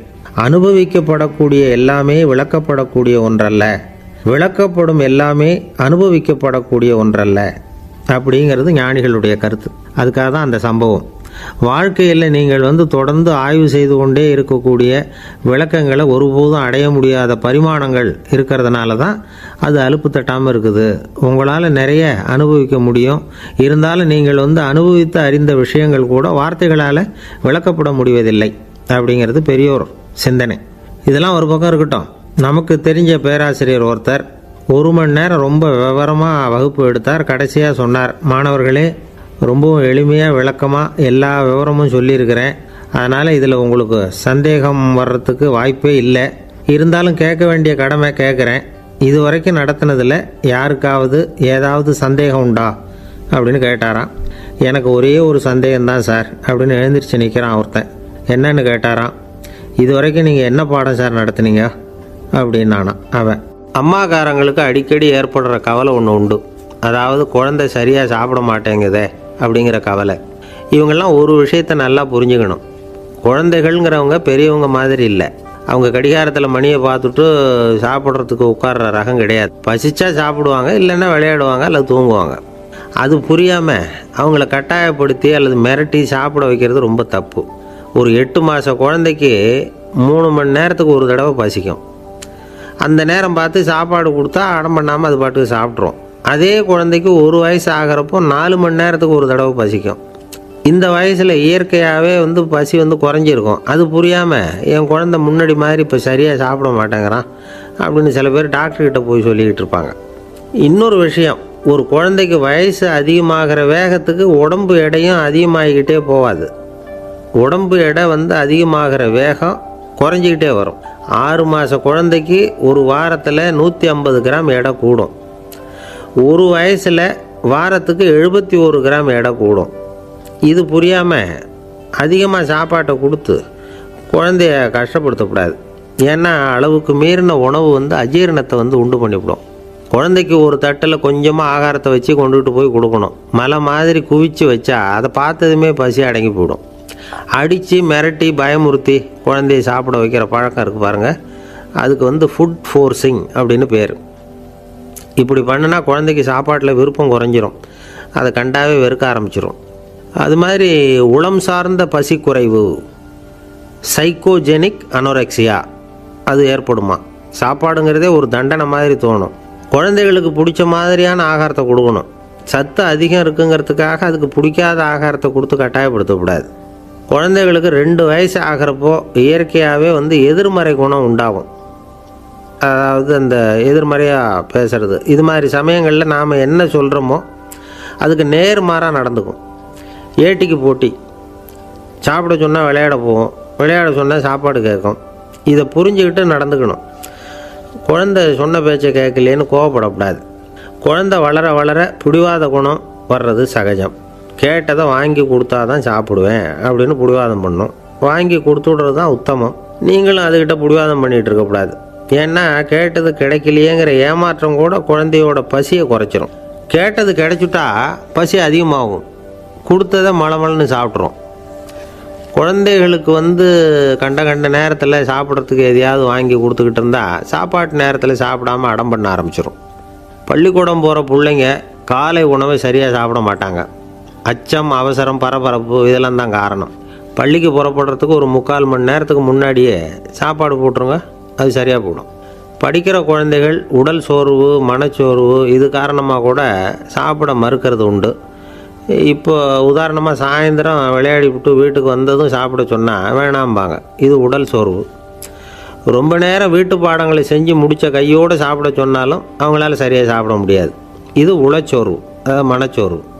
இதை தவிர குழந்தைகளுக்கு உடல்நல குறைவு ஏற்பட்டால் கூட சாப்பிட மறுக்கிறது உண்டு.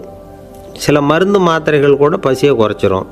அதனால் சரியாக தெரிஞ்சுக்கிட்டு குழந்தைகளை சாப்பிட வைக்கணும். அது புரியாமல் கையில் சாப்பாட்டு தட்டை வச்சுக்கிட்டு குழந்தைகளை விரட்டிக்கிட்டு அலையக்கூடாது. ஒரு சின்ன பையன் சொன்னான், எங்கள் அம்மா சாப்பாடு போடுறது தெரிஞ்சால் நான் உடனே வீட்டை விட்டு வெளியில் ஓடி போடுவேன் அப்படின்னா. ஏன் அப்படி பண்ணுறேன்னு கேட்டோம். எங்கள் அப்பா கூட அது மாதிரி தான் சார் பண்ணுவார் அப்படிங்கிறான். ஒருத்தன் எப்படி நடந்துக்கிறாங்கிறத வச்சு தான் அந்த ஆள் எப்படிங்கிறத நாம் முடிவு பண்ணுறோம். ஆளுமைன்னு சொல்கிறோம்ல, அதுக்கு சூழ்நிலைகளை ஆளுகின்ற தன்மை அப்படின்னு விளக்கம் கொடுக்குறார் ஒரு உளவியல் நிபுணர். சரி, ஒரு மனிதனுடைய ஆளுமையை உருவாக்குகிற விஷயங்கள் என்னென்ன? பிறப்பு, வளர்க்கப்பட்ட விதம், படிப்பு, நண்பர்கள், சமுதாயம், இப்படி நிறைய உண்டு. ஆளுமையின் அடிப்படையில் சில மனநோய்கள் உண்டாகுது. அதெல்லாம் என்னென்னங்கிறத தெரிஞ்சு வச்சுக்கிட்டோம்னா நம்ம கூட இருக்கிறவங்கள அடையாளம் கண்டுபிடிக்கிறதுக்கு அது ரொம்ப உபயோகமாக இருக்கும். ஃப்ரெனாய்டு ஆளுமை அப்படின்னு ஒன்று. இந்த கோளாறு உள்ளவங்க எப்படி இருப்பாங்க தெரியுமா? அதிக உணர்ச்சி, சந்தேகம், பொறாமை இதெல்லாம் அதிகமாக இருக்கும். வளைஞ்சு கொடுக்க மாட்டாங்க. அடுத்தவங்களோட இணக்கமான உறவு இருக்காது. அவங்க செய்கிற தப்புக்கெல்லாம் அடுத்தவங்களை குறை சொல்லிகிட்டு இருப்பாங்க. இது ஒரு ரகம். அடுத்தது ஸ்கிசாய்டு ஆளுமை அப்படின்னு சொல்கிறாங்க. இந்த கோளாறு உள்ளவங்க அடுத்தவங்களோட பழக கூச்சப்படுவாங்க. சின்ன வயசுலேயே இது ஆரம்பமாயிடுது. பகல் கனவுலேயே சஞ்சரிப்பாங்க. அவங்களுடைய விரோதம், கோபம் இதை கூட வெளியில் காட்டிக்க முடியாமல் இருப்பாங்க. இவங்களுக்கு அகமுகம், பிரச்சனைகள்லேருந்து ஒதுங்கி எதுலேயும் ஈடுபாடு இல்லாதவங்களாக இருப்பாங்க. இப்படி ஒரு ரகம். அடுத்தது சைக்ளோதமிக் ஆளுமை அப்படின்னு சொல்கிறாங்க. அது என்னென்னா, உணர்ச்சிகளில் ஏற்றத்தாழ்வு அதிகமாக இருக்குமா. சில சமயம் பார்த்தா மகிழ்ச்சியாக இருப்பாங்க, சில சமயம் சோகமாக உட்காந்துருப்பாங்க. அவங்க மனநிலைக்கு தகுந்த மாதிரி சமூக நிகழ்ச்சிகளில் பங்கெடுத்துக்குவாங்க. இன்னொரு வகை என்னென்னா எண்ண பீடிகை ஆளுமை அப்படின்னு பேர் வச்சுருக்கிறாங்க. அதுக்கு இவங்களுக்கெல்லாம் கரெக்டாக இருக்கணும். எல்லாம் சட்டத்திட்டம், எதுலேயும் ஒரு ஒழுங்குமுறை, இப்படி எதிர்பார்க்குற மனோபாவம். இவங்க எதிர்பார்ப்புக்கும் அரண்முறைக்கும் மற்றவங்க கட்டுப்படணும்னு நினைப்பாங்க. இந்த நிலைமை நீடித்தா என்ன ஆகும் தெரியுமா? அலைக்கழிக்கிற எண்ணங்கள் திரும்ப திரும்ப ஒரே செயலை செய்ய தூண்டுற மன தளர்ச்சிக்கு ஆளாயிடுறாங்க.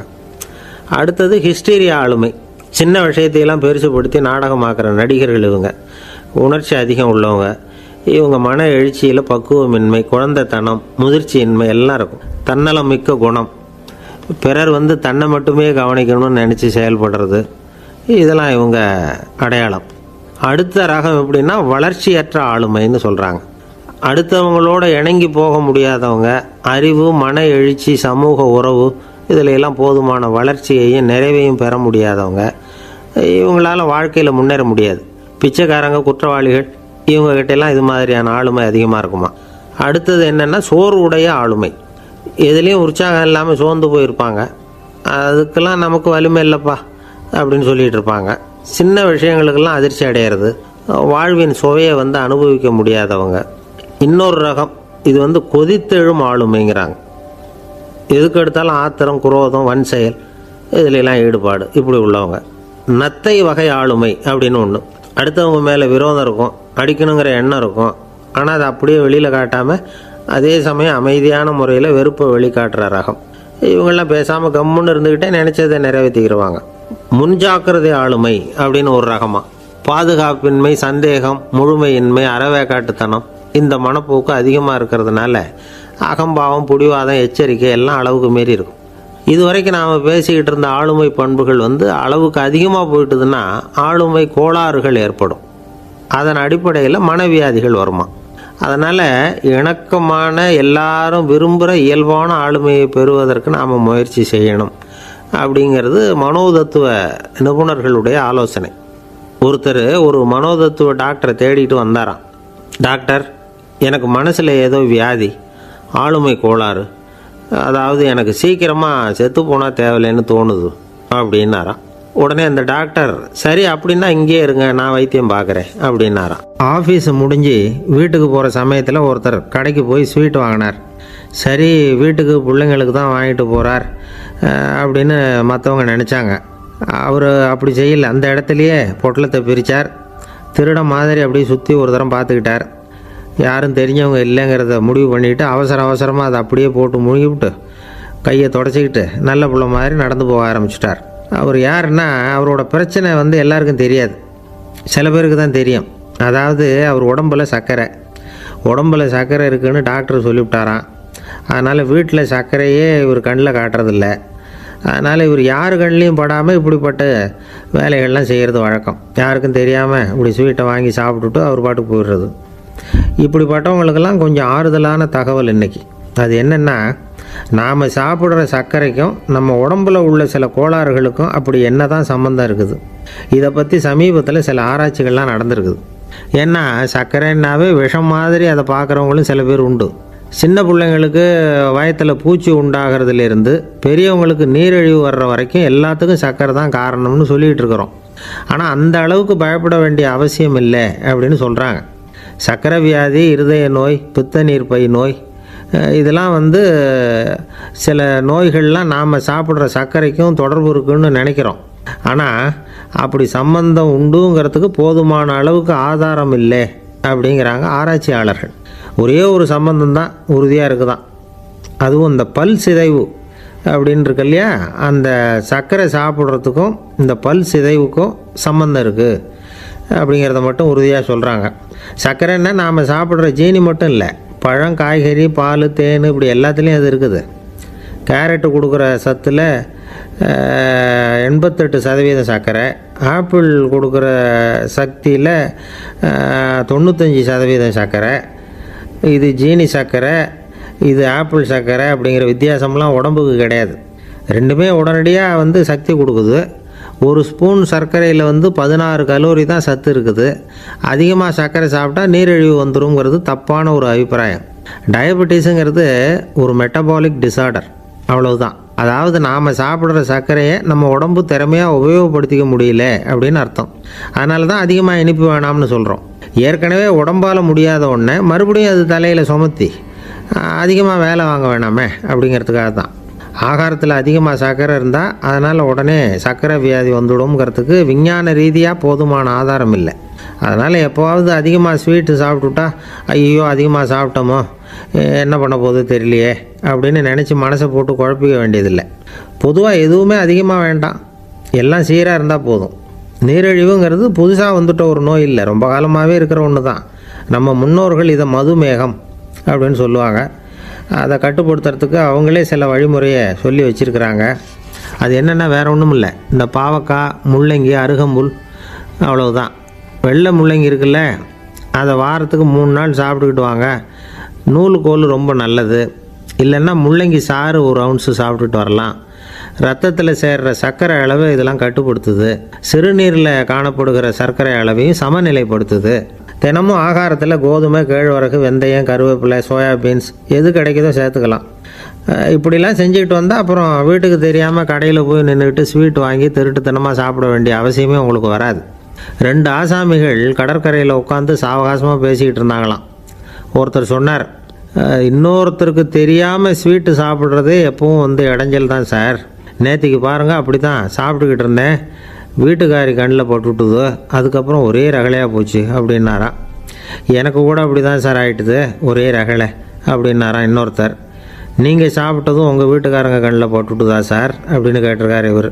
அதுக்கு அவர் சொன்னாராம், அப்படி இல்லை சார், கடைக்காரர் கண்ணில் போட்டுவிட்டுதோ, நான் அவருக்கு தெரியாமல் அந்த ஸ்வீட்டை அவர் கடையிலேருந்து எடுத்திருந்தேன் அப்படின்னு விளக்கம் கொடுத்தாராம் இந்த ஆள். ஒருத்தர் முகத்தை தொங்க போட்டுக்கிட்டு ஒரு மாதிரியாக வந்தார். என்ன விஷயம்னு விசாரித்தேன். என்னுடைய நண்பன் ஒருத்தங்கிட்ட கருத்து வேறுபாடு, இனிமேல் நமக்குள்ளே எந்த சம்மந்தமும் வேணாம்னு நட்பை முறிச்சிட்டு வந்துட்டேன்னா. நண்பர்கள்னு இருந்தால் கருத்து வேறுபாடு வரத்தான் செய்யும்னு. கருத்து வேறுபாடு வராமல் இருக்கிறதுக்கு ஏதாவது வழி உண்டா அப்படின்னு கேட்டாங்க. அதை பற்றி நிபுணர்கள் சில யோசனைகளை சொல்லியிருக்கிறாங்கன்னு. முதல் விஷயம் என்னென்னா, உங்கள் நண்பனுக்கு ஒரு செய்தி சொல்லணும்னா அதை நீங்களே நேரடியாக சொல்லுங்கள், அல்லது உங்கள் கைப்பட கடிதம் எழுதுங்க. அதாவது நேரடி தொடர்பு முக்கியம். அதை விட்டுட்டு இன்னொருத்தர் மூலமாக நண்பர்களுக்கு செய்தி அனுப்புனா நீங்கள் சொல்கிற செய்தி அப்படியே போய் சேராது, அது சேதமாயிடும். கூட்டி குறைச்சி சொல்லிவிடுவாங்க, அது குழப்பத்தில் கொண்டாந்து விட்டுரும். இது ஒரு யோசனை. ரெண்டாவது யோசனை என்னென்னா, நீங்கள் ஒரு நல்ல காரியத்தை செய்யும் பொழுது உங்கள் நண்பரையும் சேர்த்துக்குங்க, அவருக்கும் அதில் ஒரு ஈடுபாட்டை உருவாக்குங்க. மூணாவது யோசனை, நம்ம பக்கத்தில் இருக்கிற நண்பர் மகிழ்ச்சி அடைகிற மாதிரி ஏதாவது செய்யணும். சின்ன சின்ன செயல்களாக இருந்தாலும் பரவாயில்ல, அவர் நமக்கு எதுவும் செய்யலையே, நாம் எதுக்கு செய்யணும் அப்படின்னு நினச்சிக்கிட்டு இருக்கக்கூடாது. நாலாவது யோசனை என்னென்னா, உங்களுக்கு ஒரு பிரச்சனையா அல்லது உங்கள் நண்பருக்கு ஒரு பிரச்சனையா, எதுவாக இருந்தாலும் 2 பேரும் சேர்ந்து உட்காந்து ஆலோசனை பண்ணுங்கள். நம்ம யோசனையும் கேட்கப்படுதே அப்படிங்கிற நினைப்பே அவருக்கு ஒரு மன நிறைவை உண்டாக்குமா. 5வது யோசனை, உங்கள் நண்பர் ஏதோ ஒரு காரியத்தை செய்கிறார், நீங்கள் உடனே அவசரப்பட்டு நீ செய்கிறது தப்புன்னு தீர்ப்பு சொல்லக்கூடாது. அவர் அதை செய்கிறதுக்கான நியாயங்கள் எவ்வளவோ இருக்கும், அதை புரிஞ்சுக்கிறதுக்கு முயற்சி பண்ணணும். 6வது யோசனை, உங்கள் நண்பர் என்ன சொன்னாலும் அதை பொறுமையாக கேளுங்க. அவர் சொல்கிறத புரிஞ்சுக்கணும், அவர் சொல்ல விரும்புகிறத புரிஞ்சுக்கணும், அவர் சொல்ல முடியாமல் தவிக்கிறதையும் புரிஞ்சுக்கணும். இப்படி 3 விதமாகவும் அவரை புரிஞ்சுக்கிட்டு அதுக்கு தகுந்த மாதிரி செயல்படணும். 7வது யோசனை என்னென்னா, உங்கள் நண்பர் உங்ககிட்ட ஏதோ ஒரு கருத்தை சொல்கிறார், அது உங்களுக்கு பிடிக்கல, அதுக்காக உடனே நீ சொல்கிறது சரியில்லை, நான் ஒத்துக்க மாட்டேன் அப்படின்லாம் மறுத்துக்கிட்டு இருக்கக்கூடாது. அவர் சொல்கிறத கேட்கணும், பொறுமையாக சிந்திக்கணும், அதுக்கப்புறம் பதில் சொல்லணும். இப்படிலாம் நடந்துக்கிட்டால் நண்பர்களுக்குள்ள கருத்து வேறுபாடு வர்றதுக்கு வாய்ப்பே இருக்காது அப்படின்னு வல்லுநர்கள் தொகுத்து சொல்லியிருக்கிறாங்க இந்த யோசனைகளை. எனக்கு தெரிஞ்ச சில நண்பர்கள் உண்டு, அவங்களுக்குள்ளேயும் கருத்து வேறுபாடுகள் வராமல் இருக்கிறதுக்கு சில நுட்பங்களை கையாளுறது உண்டு. ஒருத்தர் சொன்னார், அந்த டாக்டர் சின்ன வயசுலேருந்து என் கூட பழகினவர், நாங்கள் 2 பேரும் இணை பிரியாத நண்பர்கள், இருந்தாலும் எனக்கு உடம்பு சரியில்லைன்னா நான் அவர்கிட்ட வைத்தியம் பார்த்துக்க மாட்டேன் அப்படின்னார் ஒருத்தர். ஏன் அப்படின்னு கேட்டேன். எங்கள் நட்பு கெட்டுப்போடக்கூடாது இல்லையா, அதனால தான் அப்படின்னார் இவர். ஒரு மனுஷனுக்கு 3 விதத்தில் கர்வம் உண்டாகிறதுக்கு வாய்ப்பு உண்டு. பணம், பதவி, புகழ். பணம் அதிகமாக வந்தால் கர்வம் வரலாம், பதவி பெருசாக வந்துட்டுதுன்னா கர்வம் வரலாம், புகழ் அதிகமாக போனாலும் கர்வம் வரலாம். இந்த 3 வகையான கர்வத்துக்கும் இடம் கொடுக்காமல் இருக்கிறாங்க பாருங்கள், அவங்க தான் சிறந்த மனிதர்கள். ஒரு பெரிய பொறுப்பில் இருக்கிறவங்களுக்கு கர்வம் வந்துடக்கூடாது. அப்படி வந்துட்டுதுன்னா அது எல்லாருக்கும் இடைஞ்சல். ஒரு ராஜா இருந்தார். அவர் ஒரு நாள் தன்னுடைய தலைநகரத்தை சுற்றி வந்துக்கிட்டு இருந்தார். ஒரு இடத்துல ஒரு அழகான நிலத்தை பார்த்தார். ஆஹா, இந்த இடத்துல நமக்குன்னு ஒரு மாளிகையை கட்டினா எவ்வளோ நல்லாயிருக்கும் அப்படின்னு நினச்சார். ராஜா நினச்சா அது முடியாத காரியமா? சரி, இந்த நிலம் யாருக்கு சொந்தம்னு விசாரிங்க அப்படின்னார் பக்கத்தில் இருந்தவங்கக்கிட்ட. அவங்கெல்லாம் ஓடி போய் விசாரித்தாங்க. அந்த இடம் ஒரு வயசான கிழவிக்கு சொந்தம், வயசான அம்மாவுக்கு சொந்தமாக. அந்த அம்மா தான் அதில் ஒரு குடிசையை போட்டு குடியிருந்துகிட்டு இருக்கிறாங்க. சரி, அந்த நிலத்துக்கு ஒரு விலையை நிர்ணயம் பண்ணி அதை அந்த வயசான அம்மாக்கிட்ட கொடுத்துருங்கோ அப்படின்னு உத்தரவு போட்டார் ராஜா. ஆனால் அந்த அம்மா, இது எங்கள் பூர்வீக இடம், இதை விற்க மாட்டேன் அப்படின்னு சொல்லிவிட்டுது. சரி, 2 பங்கு விலை கொடுக்குறோம்னு சொல்லி பாருங்க அப்படின்னாங்க. அப்படியே சொன்னாங்க அரண்மனை ஆட்கள். அதுக்கும் சம்மதிக்கலை அந்த அம்மா. இதை கேள்விப்பட்டதும் ராஜாவுக்கு கோபம் வந்துட்டுது. தன்னுடைய ஆளுங்களை கூப்பிட்டார். போய் அந்த குடிசையை பிரித்து எறிங்க, காசெல்லாம் ஒன்றும் கொடுக்காதீங்க அப்படின்னு கத்தினார். அவ்வளோதான். அடுத்த நிமிஷம் அரண்மனை ஆசாமிகள் போனாங்க, குடிசையை பிரித்து எரிஞ்சாங்க. அந்த வயசான அம்மா இருக்குது, அதுவும் அந்த இடத்த விட்டு துரத்தி விட்டாங்க. அந்த இடத்துல ஒரு அரச மாளிகையை கட்டி முடிச்சிட்டாங்க. அந்த வயசான அம்மா பாவம், ராஜாவே இப்படி பண்ணால் யார்கிட்ட போய் முறையிட முடியும்? ஒரு ஞானி இருந்தார், அவர்கிட்ட போய் சொன்னாங்க. அவர் இவங்க சொன்னதை கேட்டு மனசில் வச்சுக்கிட்டார். ஒரு நாள் அந்த ராஜாவே இந்த ஞானியை கூப்பிட்டார். புதுசாக ஒரு மாளிகை கட்டியிருக்கிறேன், வந்து பாருங்கன்னு. சரின்னு சொல்லி இந்த பெரியவர் ஒரு நாள் அந்த மாளிகைக்கு போனார். சும்மா போகல, ஒரு கழுதையையும் ஓட்டிகிட்டு போனார். கொஞ்சம் சாக்குகள், வெத்து சாக்கு, அதையும் எடுத்து கழுதை முதுகில் போட்டு கழுதையை ஓட்டிகிட்டு போகிறார். ராஜா பார்த்தார். அவருக்கு இது ஆச்சரியமாக இருந்தது. என்ன இது, மாளிகைக்கு வந்துட்டு போங்கன்னு கூப்பிட்டா கழுதை சாக்கு இதெல்லாம் கூப்பிட்டு வராரு, ஒன்றும் புரியலையேன்னு நினச்சார். எதுக்காக இதெல்லாம்னு கேட்டார். அரசருடைய தோட்டத்திலேருந்து கொஞ்சம் மண் எடுத்துகிட்டு போகிறதுக்கு ஆசைப்படுறேன், அதுக்கு நீங்கள் அனுமதி கொடுக்கணும் அப்படின்னார் இவர். இது என்ன வேடிக்கையான கோரிக்கையாக இருக்குது அப்படின்னு நினச்சார் ராஜா. இருந்தாலும் மண்ணு தானே கேட்குறாரு, எடுத்துகிட்டு போகட்டுமே அப்படின்னு நினச்சார். சரின்னு அனுமதி கொடுத்தார். அந்த பெரியவர் தோட்டத்துக்கு போனார். மண்ணை வெட்டினார், சாக்கில் போட்டு நிரப்புனார். ராஜாவை கொஞ்சம் கிட்ட வாங்கன்னு கூப்பிட்டார். இந்த மண் மூட்டையை தூக்கி கழுதையோட முதுகில் வைக்கணும், கொஞ்சம் உதவி பண்ணுங்கன்னார். ஓ பண்ணுறேனே அப்படின்னு சொல்லி ராஜா கிட்ட போனார். மூட்டையை தூக்கி பார்க்குறாரு, முடியல, திணறி போட்டார். இப்போ அந்த ஞானி பேசினாராம், அரசே, இந்த ஒரு சாக்கு மண்ணையே உங்களால் தூக்க முடியல, அந்த கிழவிகிட்ட இருந்து அந்த அக்கிரமமாக அபகரித்த இந்த தோட்டம் பூராவையும் சுமக்கணும்னு ஆசைப்படுறீங்களே, அது உங்களால் முடியுமா அப்படின்னு கேட்டாராம். ராஜா யோசனை பண்ண ஆரம்பித்தார். தன்னுடைய செயலுக்காக வருத்தப்பட்டாராம்.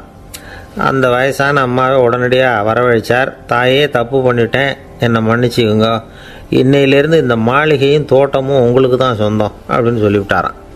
போகிறப்ப இந்த உலகத்திலேருந்து எண்ணத்தை எடுத்துகிட்டு போக போகிறோம், அதனால் ரொம்பவும் அலட்டிக்க வேண்டியதில்லை, கர்வப்பட வேண்டியதில்லை அப்படிங்கிறது ஒரு பெரிய உபதேசம். ஒரு பெரிய மனுஷன் சாக கிடந்தார், ரொம்பவும் அழுதார். ஏன் அழறீங்க அப்படின்னு கேட்டாங்க சுற்றி இருந்தவங்க. நான் சாகிறதுக்காக கவலைப்படலை, நான் நம்ம ஜனங்களுக்காக எவ்வளவோ காரியம்லாம் செஞ்சுக்கிட்டு வந்தேன். நான் செஞ்சுக்கிட்டு வந்த சேவையை இனிமேல் யார் செய்ய போகிறாங்க, அது யாரால் முடியும், அதை நினச்சி தான் அழறேன் அப்படின்னாராம். ஒருத்தர் முன்னாடி வந்தார். அதுக்காக நீங்கள் கவலைப்படாதீங்க, உங்கள் சேவையை தொடர்ந்து செய்கிறதுக்கு என்ன மாதிரி இளைஞர் பட்டாலும் தயாராக இருக்குது, இருந்தாலும் எங்கள் கவலை என்னென்னா அப்படின்னு இழுத்தார். என்ன சொல்லுங்கன்னு கேட்டார் அவர். நீங்கள் இது வரைக்கும் என்ன சேவை செஞ்சுக்கிட்டு வந்தீங்க, அதுதான் எங்களுக்கு இன்னமும் புரியாத புதிராக இருக்குது அப்படின்னாராம் அவர். இந்த காலத்து புள்ள ஒருத்தன் தன்னோட அப்பாவை பார்த்து சொன்னான், அப்பா, நான் உனக்கு உதவி செய்யலாம்னு நினைக்கிறேன், என்ன உதவி செய்யணும்னு சொல்லு அப்படின்னா. நீ சும்மா இருந்தால் அதுவே எனக்கு செய்கிற பெரிய உதவிடா அப்படின்னார் அப்பா. சும்மா இருக்கிறதும் ஒரு உதவி தான், அது மாதிரி மௌனமும் ஒரு சமூக சேவை தான் அப்படிங்கிறார் காஞ்சி பெரியவர். நமக்கு 5 புலன்கள் இருக்குது, மெய், வாய், கண், மூக்கு, செவி. இந்த 5லேயும் அதிகப்படியான வேலை எதுக்குன்னு நினைக்கிறீங்க? வாய்க்கு தான். ஏன்னா அதுக்கு 2 வேலை. இப்போ கண்ணுக்கு பார்க்குறது மட்டும்தான் வேலை, காதுக்கு கேட்குறது மட்டும்தான் வேலை, மூக்குக்கு வாசனை அறியறது தான் வேலை, உடம்புக்கு உணர்றது மட்டும்தான் வேலை. ஆனால் வாய் அப்படி இல்லை, அதுக்கு 2 வேலை, சாப்பிட்றதும் அதுதான், பேசுகிறதும் அதுதான். அதாவது வாய் ஒன்று தான் கர்மேந்திரியமாகவும் இருக்குது, ஞானேந்திரியமாகவும் இருக்குது அப்படின்னு சொல்லுவாங்க. சாப்பாட்டில் உட்காந்தா எந்தெந்த ஆகாரம் என்னென்ன ருசின்னு அறிவிக்கிற வேலையும் செய்யுது. சபையில் உட்காந்தா பாடுறது, பேசுறது, சிரிக்கிறது, இது மாதிரியான வேலையும் செய்யுது. இன்னொரு வித்தியாசம், கண்ணு, காது, மூக்கெல்லாம் ஸ்ட்ரெயின் பண்ணிக்கிட்டு வேலை செய்கிறதில்ல. ஒரு ரோஜா பூ பார்த்தா உடனே மூக்கு அப்படியும் இப்படியும் அசைய ஆரம்பிக்கிறதில்ல. ஒரு சங்கீதத்தை கேட்ட உடனே காது ஆட ஆரம்பிக்காது. ஆனால் வாய் அப்படி இல்லை, அது பேசினாலும் சரி சாப்பிட்டாலும் சரி அசைஞ்சு தான் ஆகணும். ஆக மற்றதை விட வாய்க்கு வேலை ஜாஸ்தின்னு தெரியுது. சாப்பிட்றது, பேசுறது அப்படின்னு 2 காரியம் அதுக்கு. இப்படி 2 காரியம் இருக்கிறதுனால அது 2ஐயும் பாதியாக குறைச்சிக்கணுங்கிறது கடவுள் அபிப்பிராயமாக இருக்கணும் அப்படிங்கிறார் காஞ்சி பெரியவர். ஆனால் இப்போ நாம் அப்படியே நடந்துக்கிறோம், அதுக்கு நேர்மாறாக நடந்துக்கிறோம். நாம் சாப்பிட்றதும் அதிகம், பேசுகிறதும் அதிகம், 2 வேலையையும் தேவைக்கு அதிகமாகவே செய்கிறோம். வாய் தான் ரொம்ப ஓவர் ஒர்க்குடு. அதுக்கு ஓய்வு கொடுத்தா உடம்பும் நல்லாயிருக்கும், உலகமும் நல்லாயிருக்கும். மௌன விரதம் இருக்கிறதெல்லாம் எதுக்காக நினைக்கிறீங்க? இதுக்காக தான். இந்த காலத்தில் மௌனமாக இருக்கிறவங்கெல்லாம் மகத்தான தொண்டு செய்கிறாங்க அப்படின்னு தான் சொல்லணும். சத்தம் அதிகமாக போய் தான் சவுண்டு பொல்யூஷன் வருது. அது மட்டும் இல்லை, மௌனமாக இருந்தால் சண்டை சச்சரவே வராது. மௌனம் கலக நாஸ்தி. ஆக இதுவும் ஒரு சமூக சேவை தான். நமக்கு தான் வாய் இருக்குதேங்கிறதுக்காக வசமாக சாப்பிட்றதும் தப்பு, வளவளன்னு பேசுகிறதும் தப்பு. ஒரு கருத்தை சொல்கிறதுக்கு ஒரே ஒரு சொல்லு போதும் அப்படின்னு இருக்கும்பொழுது 2 சொற்களை செலவு பண்ணாதே. எவ்வளவு சொன்னாலும் அதனால் ஒரு பயனும் விளையாது அப்படின்னு தெரிய வருமையானால் அந்த ஒரு சொல்லையும் விரயம் பண்ணாதே அப்படிங்கிறார் ஒரு அறிஞர். எல்லா குணங்கள்லேயும் மௌனம்தான் சிறந்தது அப்படிங்கிறார் ஒருத்தர். மௌனமாக இருக்கிறது மூலமாக மற்றவர்கள் குறைகளை நம்மளால் தெரிஞ்சிக்க முடியும். அதே சமயத்தில் நம்மக்கிட்ட இருக்கிற குறைகளை மற்றவங்களுக்கு தெரியாமல் மறைச்சிக்கவும் முடியுங்கிறார் அவர். உண்மைதானே? ஒரு பெரிய மேடை பேச்சாளர், பொது வாழ்க்கையில் 25 வருஷ காலமாக ஈடுபட்டிருக்கிறவர். அவர் மனைவி ஒரு நாள் சொன்னாங்க, எங்கள் வீட்டுக்காரர் 25 வருஷ காலமாக பொது வாழ்வில் ஈடுபட்டிருந்தா கூட இந்த மாதம் 10ஆம் தேதியிலேருந்து தான் மக்களுக்கு சேவை செய்ய ஆரம்பிச்சிருக்கார் அப்படின்னு நாங்கள் ரொம்ப பெருமையாக. 10ஆம் தேதிக்கு அப்படி என்ன விசேஷம் அப்படின்னு கேட்டோம். அன்னையிலேருந்து தான் அவர் மேடையில் பேசுகிறத நிறுத்தினார் அப்படின்னாங்க அந்த அம்மா. ஒரு நண்பர் அவசரமாக என்கிட்ட ஓடி வந்தார். அப்புறம் சொன்னார், என்னால் நம்பவே முடியல சார், என் பையனா அப்படி அப்படின்னு சொல்லி ஆச்சரியப்பட்டார். உங்கள் பையன் அப்படி என்ன தான் செஞ்சுட்டான் அப்படின்னு கேட்டேன். என்னால் முடியாத ஒரு காரியத்தை அவன் செஞ்சுட்டான் சார் அப்படின்னார். அது என்னன்னு தான் சொல்லுங்களேன். என்ன 5வது வகுப்பில் அவன் ஒரே தடவையில் தேறிட்டான் சார், அதாவது ஒரே அட்டம்ப்டில் பாஸ் ஆகிருக்கான் அப்படின்னார் மூச்சு வாங்க. கஷ்டப்பட்டு பரீட்சை எழுதுனது அவன், இவருக்கு ஏன் மூச்சு வாங்குது? நம்மால் செய்ய முடியாத ஒரு காரியத்தை இன்னொருத்தர் செய்யும் பொழுது அது நமக்கு ஆச்சரியமாக இருக்குது. சர்க்கஸ் பார்க்குறோம், ஒருத்தர் அந்த இடத்துல தொங்குறார், அது நமக்கு ஆச்சரியம். ஏன்னா அது நம்மால் முடியாத காரியம். நம்மால் முடியாத ஒன்றை அடுத்தவர் எளிதாக செய்யும் பொழுது நாம் மருள்வது இயற்கை. இதை தான் தொல்காப்பியம் மருட்கை அப்படின்னு சொல்லுது. இந்த வியப்பு இருக்குதே, இது 4 வகையில் ஏற்படுறதாக தொல்காப்பியம் சொல்லுது. அது என்ன 4 வகை? முதல் வகை எப்படின்னா புதுமையான அரிய செயல்களை செய்கிறது. 2வது வகை என்னென்னா பெரும் செயல்களை செய்கிறது. 3வது வகை என்னென்னா மிக நுட்பமான செயல்களை செய்கிறது. 4வது வகை என்னென்னா ஆக்கம் தரும் செயல்களை செய்கிறது. புதுமை, பெருமை, சிறுமை, ஆக்கமோடு மதினம் சாலா மருட்கை 4 அப்படிங்கிறது தொல்காப்பியம். இன்றைக்கி விஞ்ஞானம் புதுசு புதுசாக எதையோ கண்டுபிடிக்குது. ஆரம்பத்தில் அது ஆச்சரியமாக இருக்குது, அப்புறம் அது நமக்கு பழகி போடுது. வானொலி பெட்டி புதுசாக வந்தப்போ ஒரு பெட்டி பேசுதுங்கிறது எவ்வளோ பெரிய ஆச்சரியம். இப்போ யாரும் அதை ஆச்சரியமாக பார்க்குறதில்ல. மதினம் சாலா மருட்கை அப்படின்னு ஒரு சொற்றொடர் வருது பாருங்க, அதில் கருத்தாழம் உண்டு. எதை பற்றியும் போதுமான அளவு புரிந்து கொள்ளாத போது ஒருத்தர் ஆச்சரியப்படுறார். புரிந்து கொண்ட பிறகு ஆச்சரியம் மறைஞ்சு போடுது. மிக நுட்பமான செயல்களும் நம்ம ஆச்சரியப்பட வைக்கும். ஒரு அரிசியில் ஒரு திருக்குறளை எழுதி காட்டுறாங்க, ஒரு முட்டை ஓட்டுக்குள்ளே ஓவியம் தீட்டி காட்டுறாங்க. கருங்கல் சிற்பங்களில் எவ்வளவு நுட்பமான வேலைப்பாடுகளை எல்லாம் பார்த்து ஆச்சரியப்படுறோம். இது மாதிரி ஆக்கப்பூர்வமான அரிய செயல்களை செய்கிறது கூட வியப்பை உண்டு பண்ணும். குப்பை கூலங்களை கூட வாழ்க்கைக்கு பயன்படுகிற பொருளாக மாற்றுகிறவர்கள் இருக்காங்க. அவர்களுடைய செயல் வியப்பு அளிக்குது. இடைக்காட்டு சித்தர் பாடின 30 நூலில் வர்ற ஒரு பாடல், ஆற்றல் பிறர் அறிதலின் அகம் கிளர்வு உறுதலின் கற்று அறி பாணர் கழுமிய கோடலின் தோற்றம் உருகவே போற்றல் சால் வியப்பே. ஒருத்தருடைய ஆற்றல் தெரியாமல் இருந்தது, அவருடைய அரிய செயலை பார்க்கும் பொழுது வியப்பாக இருந்தது, மனசுக்குள்ள கிளர்ச்சி. பாவலர்கள் இவர்களுடைய புகழை பாடி மற்றவர்களும் தெரிந்து கொள்ளுமாறு செய்கிறார்கள் அப்படிங்கிறது தான் ஒரு யதார்த்தமான உண்மை. ஆக எல்லா வகையிலும் மக்கள் தங்களுடைய வாழ்க்கையில் முன்னேறுவதற்கான வழிகாட்டுகிற ஒரு மெய்ப்பாடு தான் வியப்புங்கிறது. இந்த காலத்தில் நம்ம எப்படியெல்லாம் ஆச்சரியப்பட வைக்கிறாங்க. ஒரு ஆளை பிடிச்சி ஜெயிலில் கொண்டு வந்தாங்க. ஜெயில் அதிகாரி அவனை ரொம்ப ஆச்சரியமாக பார்த்தாராம். இவன் கேட்டான், ஏன் சார் அப்படி பார்க்குறீங்க, நான் இப்போ இங்கே வர்றது உங்களுக்கு ஆச்சரியமாக இருக்குதா அப்படின்னு கேட்டிருக்கான். இதுக்கு ஜெயில் அதிகாரி சொல்லியிருக்கார், நீ இப்போ இங்கே வந்ததில் எனக்கு ஒன்றும் ஆச்சரியம் இல்லைப்பா, ஏற்கனவே நீ இங்கேருந்து விடுதலையாகி போய் 6 மாதம் ஆச்சு, இவ்வளவு லேட்டாக வர்றியே அதுதான் எனக்கு ஆச்சரியமாக இருக்குது அப்படின்னாராம். ஒருத்தர் ஒரு தவறு செஞ்சு விடுறாருன்னு வச்சுக்கோங்க, உடனே நீ செஞ்சது தவறு அப்படின்னு சொல்கிறது ஒரு வகை. அதுக்கு பதிலாக எது சரின்னு அவர் புரிந்து கொள்ள உதவி செய்கிறது இன்னொரு வகை. இந்த 2வது வகை இருக்குது பாருங்கள், நிர்வாக இயலில் இது ரொம்ப முக்கியம். அலுவலகத்தில் வேலை பார்க்குற ஒருத்தர் முக்கியமாக தெரிஞ்சுக்க வேண்டியது என்ன தெரியுமா? சக ஊழியர்கள்கிட்ட எப்படி பழகணும், மேலதிகாரிகள்கிட்ட எப்படி பழகணும், தனக்கு கீழே வேலை செய்கிறவங்கக்கிட்ட எப்படி பழகணும், வாடிக்கையாளர்கள்கிட்ட எப்படி பழகணும், இவங்க எல்லார்கிட்டையும் செம்மையான உறவை ஏற்படுத்திக்கிறது எப்படி. இதையெல்லாம் சொல்லிக் கொடுக்குற பாடம் தான் இன்டர் பர்சனல் ஸ்கில், திறமையான உறவு அப்படிங்கிறது. எந்த வேலையில் இருந்தாலும் சரி, இந்த உறவுகளை வளர்க்கும் திறன் உள்ளவங்க சீக்கிரம் முன்னுக்கு வந்துடுறாங்க. மற்றவங்க கிட்ட உறவை பலப்படுத்திக்கிறது எப்படி அப்படின்னு தெரிஞ்சுக்கிட்டோம்னா எந்த ஒரு தடையையும் சுலபமாக தாண்டி செய்கிற தொழிலில் முன்னுக்கு வந்துடலாம். ஹார்வர்டு பல்கலைக்கழகத்தில் ஒரு கணக்கெடுப்பு பண்ணி பார்த்தாங்களாம். பார்க்குற வேலையில் எது மாதிரி குணாதிசயம் உள்ளவங்க வேகமாக முன்னுக்கு வர்றாங்க அப்படின்னு தெரிஞ்சுக்கிறதுக்காக இந்த கணக்கெடுப்பு. வெவ்வேறு துறையில் வேகமாக முன்னுக்கு வந்திருக்கிற பல பேரை சந்தித்து இந்த சர்வேயை நடத்தியிருக்கிறாங்க. அவங்க கண்டுபிடிச்சி சொல்லியிருக்கிற உண்மை என்ன தெரியுமா? ஒருத்தர் ஒரு வேலையில் இருந்தால் அது சம்பந்தப்பட்ட சப்ஜெக்ட் பற்றிய அறிவு 35% இருந்தால் போதுமா. ஆனால் உறவுகளை வளர்க்கக்கூடிய திறன் இன்டர் பர்சனல் ஸ்கில்லு 65% வேணும். இப்படி உள்ளவங்க சீக்கிரம் முன்னுக்கு வந்துடுறாங்களாம். அதனால் ஒருத்தருக்கு வேலை சரியாக புரியலைன்னா கூட விவரமாக மற்றவங்கக்கிட்ட பழகிறது எப்படின்னு புரிஞ்சால் போதும், அவர் முன்னுக்கு வந்துடலாம்.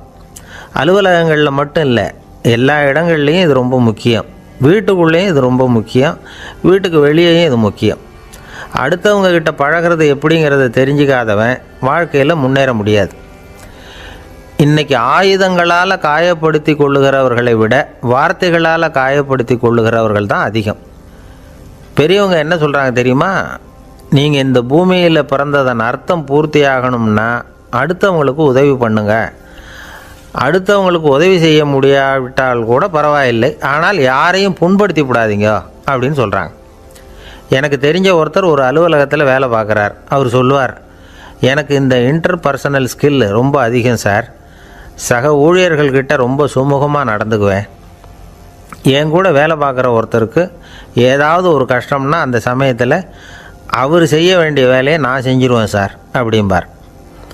நான் அவர்கிட்ட சமீபத்தில் அப்படி ஏதாவது செஞ்சுருக்கீங்களா அப்படின்னு கேட்டேன். செஞ்சுருக்கேன் சார்.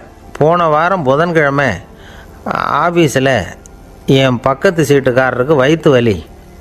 உடனே நான் மெடிக்கல் லீவ் போட்டுவிட்டு எங்கள் வீட்டுக்கு போயிட்டேன் சார் அப்படின்னார். ஒரு அம்மா தெருவில் உட்காந்து என்னத்தையோ தேடிட்டு இருக்கிறாங்க. அந்த அம்மா ஒரு சுஃபி ஞானி. அவங்க பேர் என்னென்னா ரபியா அல் அடாவியா.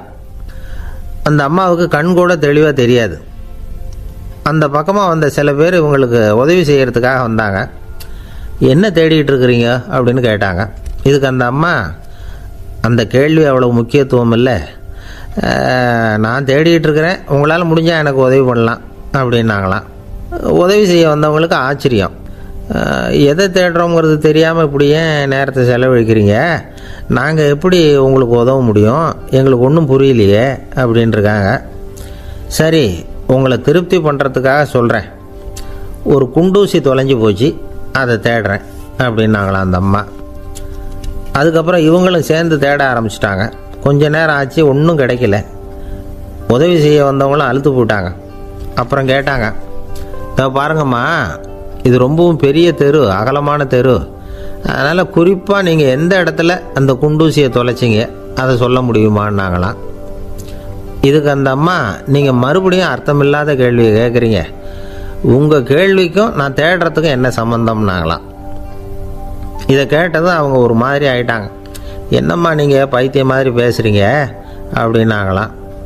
சரி, உங்களை மறுபடியும் திருப்திப்படுத்துறதுக்காக சொல்கிறேன். அதை நான் எங்கள் வீட்டில் தொலைச்சிட்டேன் அப்படின்னாங்களாம். அப்புறம் எதுக்காக இங்கே தேடிட்டு இருக்கிறீங்க அப்படின்னு கேட்டிருக்காங்க. ஏன்னா இங்கே தான் வெளிச்சம் அதிகமாக இருக்குது, அங்கே வீட்டுக்குள்ளே இருட்டாக இருக்குது, அதனால் இங்கே தேடுறேன். வெளிச்சம் உள்ள இடத்துல தானே தேட முடியும் அப்படின்னாங்களாம் அந்த ஞானி. இந்த கதைக்கு என்ன அர்த்தங்கிறத பெரியவங்க சொல்கிறாங்க. அதாவது இந்த தேடுதல்ங்கிறது ஒரு வியாதி. அது நம்ம சதா அலைய வைக்கும், பைத்தியமாக மாற்றுறதுக்கு முயற்சி பண்ணோம். ஒரு காலம் அது நிறைவு அடையவே அடையாது. வாழ்வுங்கிறது ஒரு புரிந்து கொள்ள முடியாத சதா ஏங்கி கொண்டிருக்கிற ஒரு செயல்.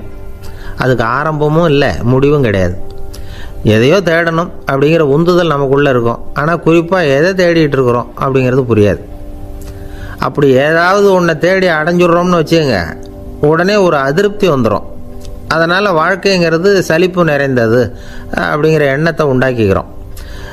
ஒன்று அடைஞ்சதுக்கு அப்புறம் இன்னொன்று தேட ஆரம்பிச்சிருவோம். ஆக இந்த தேடல்ங்கிறது நாம் ஒன்று அடைஞ்சாலும் அடையாவிட்டாலும் தொடர்ந்து நடந்துக்கிட்டு தான் இருக்கும். இதுக்கு முடிவே கிடையாது. இந்த உண்மையை நாம் நல்லா புரிஞ்சுக்கணும் அப்படிங்கிறது பெரியவங்களுடைய கருத்து. ஏழையும் தேடுறான், பணக்காரனும் தேடுறான், நோயாளியும் தேடுறான், நோய் இல்லாதவனும் தேடுறான், அதிகாரம் உள்ளவனும் தேடுறான், அதிகாரம் இல்லாதவனும் தேடுறான், முட்டாளும் தேடுறான், அறிவாளியும் தேடுறான். ஆனால் யாரும் இதை தான் தேடி சாதிக்க போகிறோம், இதுதான் முடிவு அப்படின்னு திட்டவட்டமாக சொன்னதில்லை. ஒன்று அடைஞ்சதும் இன்னொன்று தேட ஆரம்பிச்சிடுறாங்க, அவ்வளோதான். அதாவது உங்களின் தேடுபவர் உங்கள் உள்ளே தான் இருக்கிறார், அவரை தேடி கண்டுபிடியுங்கள். இதுதான் ஞானிகள் நமக்கு சொல்லுகிற ஒரு ஆலோசனை. நம்மால் ஒருத்தன் ஜெயிலில் இருந்தான். இன்னொரு கைதி அவனை பார்த்து கேட்டான், ஏன்பா உன்னை பார்க்குறதுக்கு வெளியிலேருந்து யாருமே இங்கே வர்றது இல்லையே, உனக்கு சொந்தக்காரங்களே கிடையாதா அப்படின்னு கேட்டானா.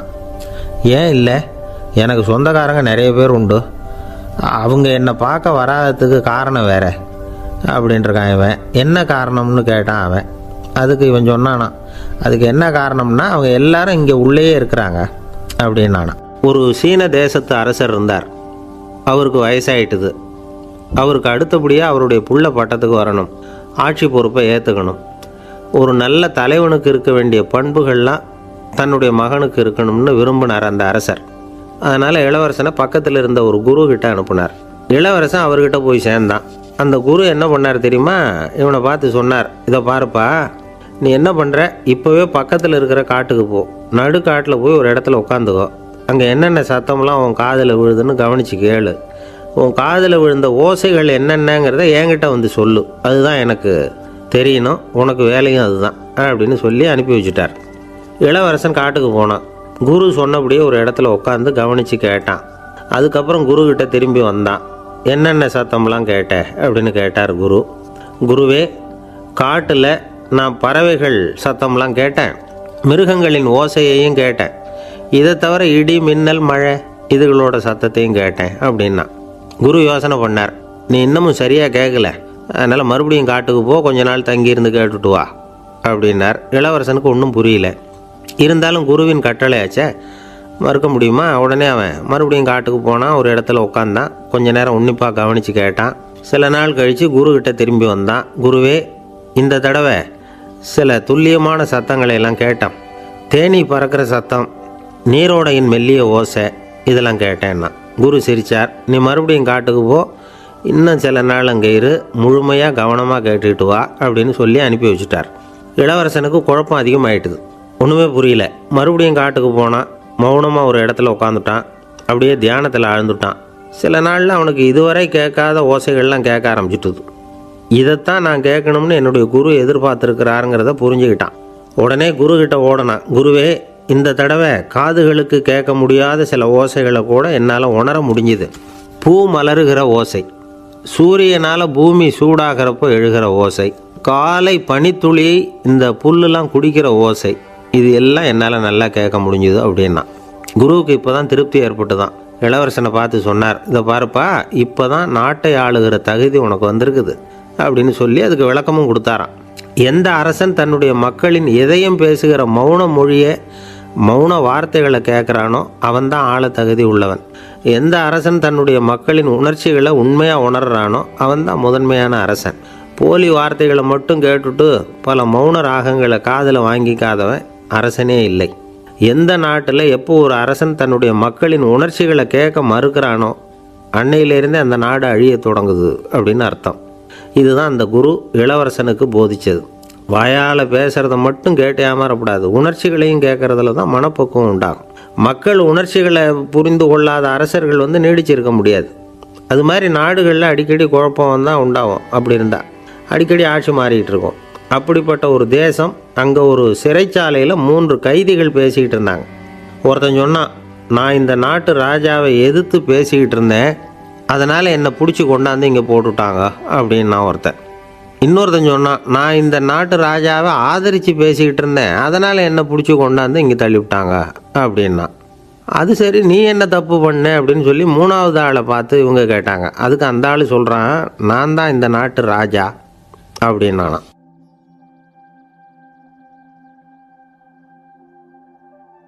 ஒரு விவசாயி விதைக்கிறதுக்காக வயல்வெளி பக்கம் போகிறார். விதைகளை அள்ளி வீசினார். அப்போ என்ன ஆச்சுன்னா, சில விதைகள் பாதை ஓரத்தில் விழுந்தது, சில விதைகள் முள் செடிகள் மண்டி இருந்த புதருக்கு இடையில் விழுந்தது, சில விதைகள் நல்ல நிலத்தில் விழுந்தது. பாதை ஓரத்தில் விழுந்த விதை என்ன ஆச்சுன்னா, அதெல்லாம் பறவைகள் கண்ணில் போட்டுவிட்டுது. உடனே உட்காந்து கொத்தி தின்னுட்டு போட்டுது. அதிகமாக மண் இல்லாத பாறை பகுதியில் விழுந்த விதையெல்லாம் லேசாக வேர் விட்டு முளைக்க ஆரம்பிச்சிது. அதுக்கப்புறம் வேர் கீழேயும் ஆழமாக போக முடியல, மேலேயும் சூரிய வெப்பம் அதிகம் தாங்க முடியல, எல்லாம் காஞ்சி கருகி போட்டுது. புதர் பகுதியில் சில விதைகள் விழுந்தது இல்லையா, முள் செடிகள் காடாக மண்டி போயிருந்தது. அதனால் முளைச்சி வர்ற செடிக்கு நெருக்கடி அதிகமாக போட்டுது, சரியாக வளர முடியல, விளைச்சலும் சரியாக இல்லை. நல்ல நிலத்தில் விழுந்த விதைகள் மட்டும் நல்லா முளைச்சிது, நல்லா வளர்ந்தது, விளைச்சலும் பிரமாதமாக இருந்தது. இந்த கதையை சொல்லிவிட்டு கேட்க செவியுள்ளோர் கேட்கட்டும் அப்படிங்கிறார் இயேசு பெருமான். ஆமாம், இயேசு கடலில் நின்ற படகு ஒன்றில் உட்காந்துருக்கிறார். கடற்கரையில் ஏராளமான மக்கள் உட்காந்துருக்கிறாங்க. அந்த சமயத்தில் தான் இயேசு ஓமைகள் மூலமாக மக்களுக்கு பல உண்மைகளை சொல்லிகிட்டு இருக்கிறார். மக்கள் அந்த கதையை கேட்டுட்டு ஒன்றும் புரியாமல் முழிக்கிறாங்க. அதை கவனித்த இயேசு அந்த ஓமையை விளக்க ஆரம்பித்தார். இதில் அந்த விதைக்கிறவர் தான் இறைவன். அவருடைய வார்த்தைகளை விதைக்கிறார். அந்த வார்த்தைகளை கேட்கிற மக்கள் அந்த விழுந்த விதைகள் மாதிரி 4 வகையானவர்கள். சில பேர் பாதை ஓரத்தில் விழுந்த விதைகள் மாதிரி. இறைவன் வார்த்தைகளை அவங்க கேட்குறாங்க. ஆனால் தீய எண்ணங்கள் செய்கைகள் மூலமாக விதைக்கப்பட்ட வார்த்தைகள் அழிஞ்சு போடுது. இறைவன் வார்த்தைகளை கேட்ட உடனே மகிழ்ந்து போய் உடனே சில பேர் அதை ஏற்றுக்கிறாங்க. இவங்கெல்லாம் அந்த பாறை பகுதியில் விழுந்த விதைகள் மாதிரி. அதனால் இவங்கெல்லாம் வேறு இல்லாதவங்க. கொஞ்ச காலத்துக்கு இறை வார்த்தைகளுக்கு கீழ்ப்படிந்து நடப்பாங்க. அதனால் ஏதாவது இடைஞ்சல் ஏற்பட்டால் உடனே தடுமாறுவாங்க. தங்கள்கிட்ட இருக்கிற நல்ல பண்புகளை விட்டுட்டு பாவ வழிகளுக்கு போயிடுவாங்க. முள் செடிகளுக்கு இடையில் விழுந்த விதைகள் மாதிரி உள்ளவங்க யாருன்னா, இவங்களுக்கு உலக கவலை உண்டு, செல்வத்தின் மீது மயக்கம் உடையவர்கள். உலக ஆசைகள் இவங்களுக்குள்ளே பூந்துடுறதுனால அங்கே இருக்கிற நல்ல பண்புகள் மறைஞ்சு போயிடுது. அதனால் அவங்களும் உபயோகம் இல்லாதவங்களாக ஆயிடுறாங்க. நல்ல மனிதர்கள் நல்ல நிலத்தில் விழுந்த விதைகளுக்கு ஒப்பானவர்கள். இவங்க இறை வார்த்தையை கேட்குறாங்க, அதை ஏற்றுக்கிறாங்க, அவங்களும் நல்லபடியாக வாழுறாங்க.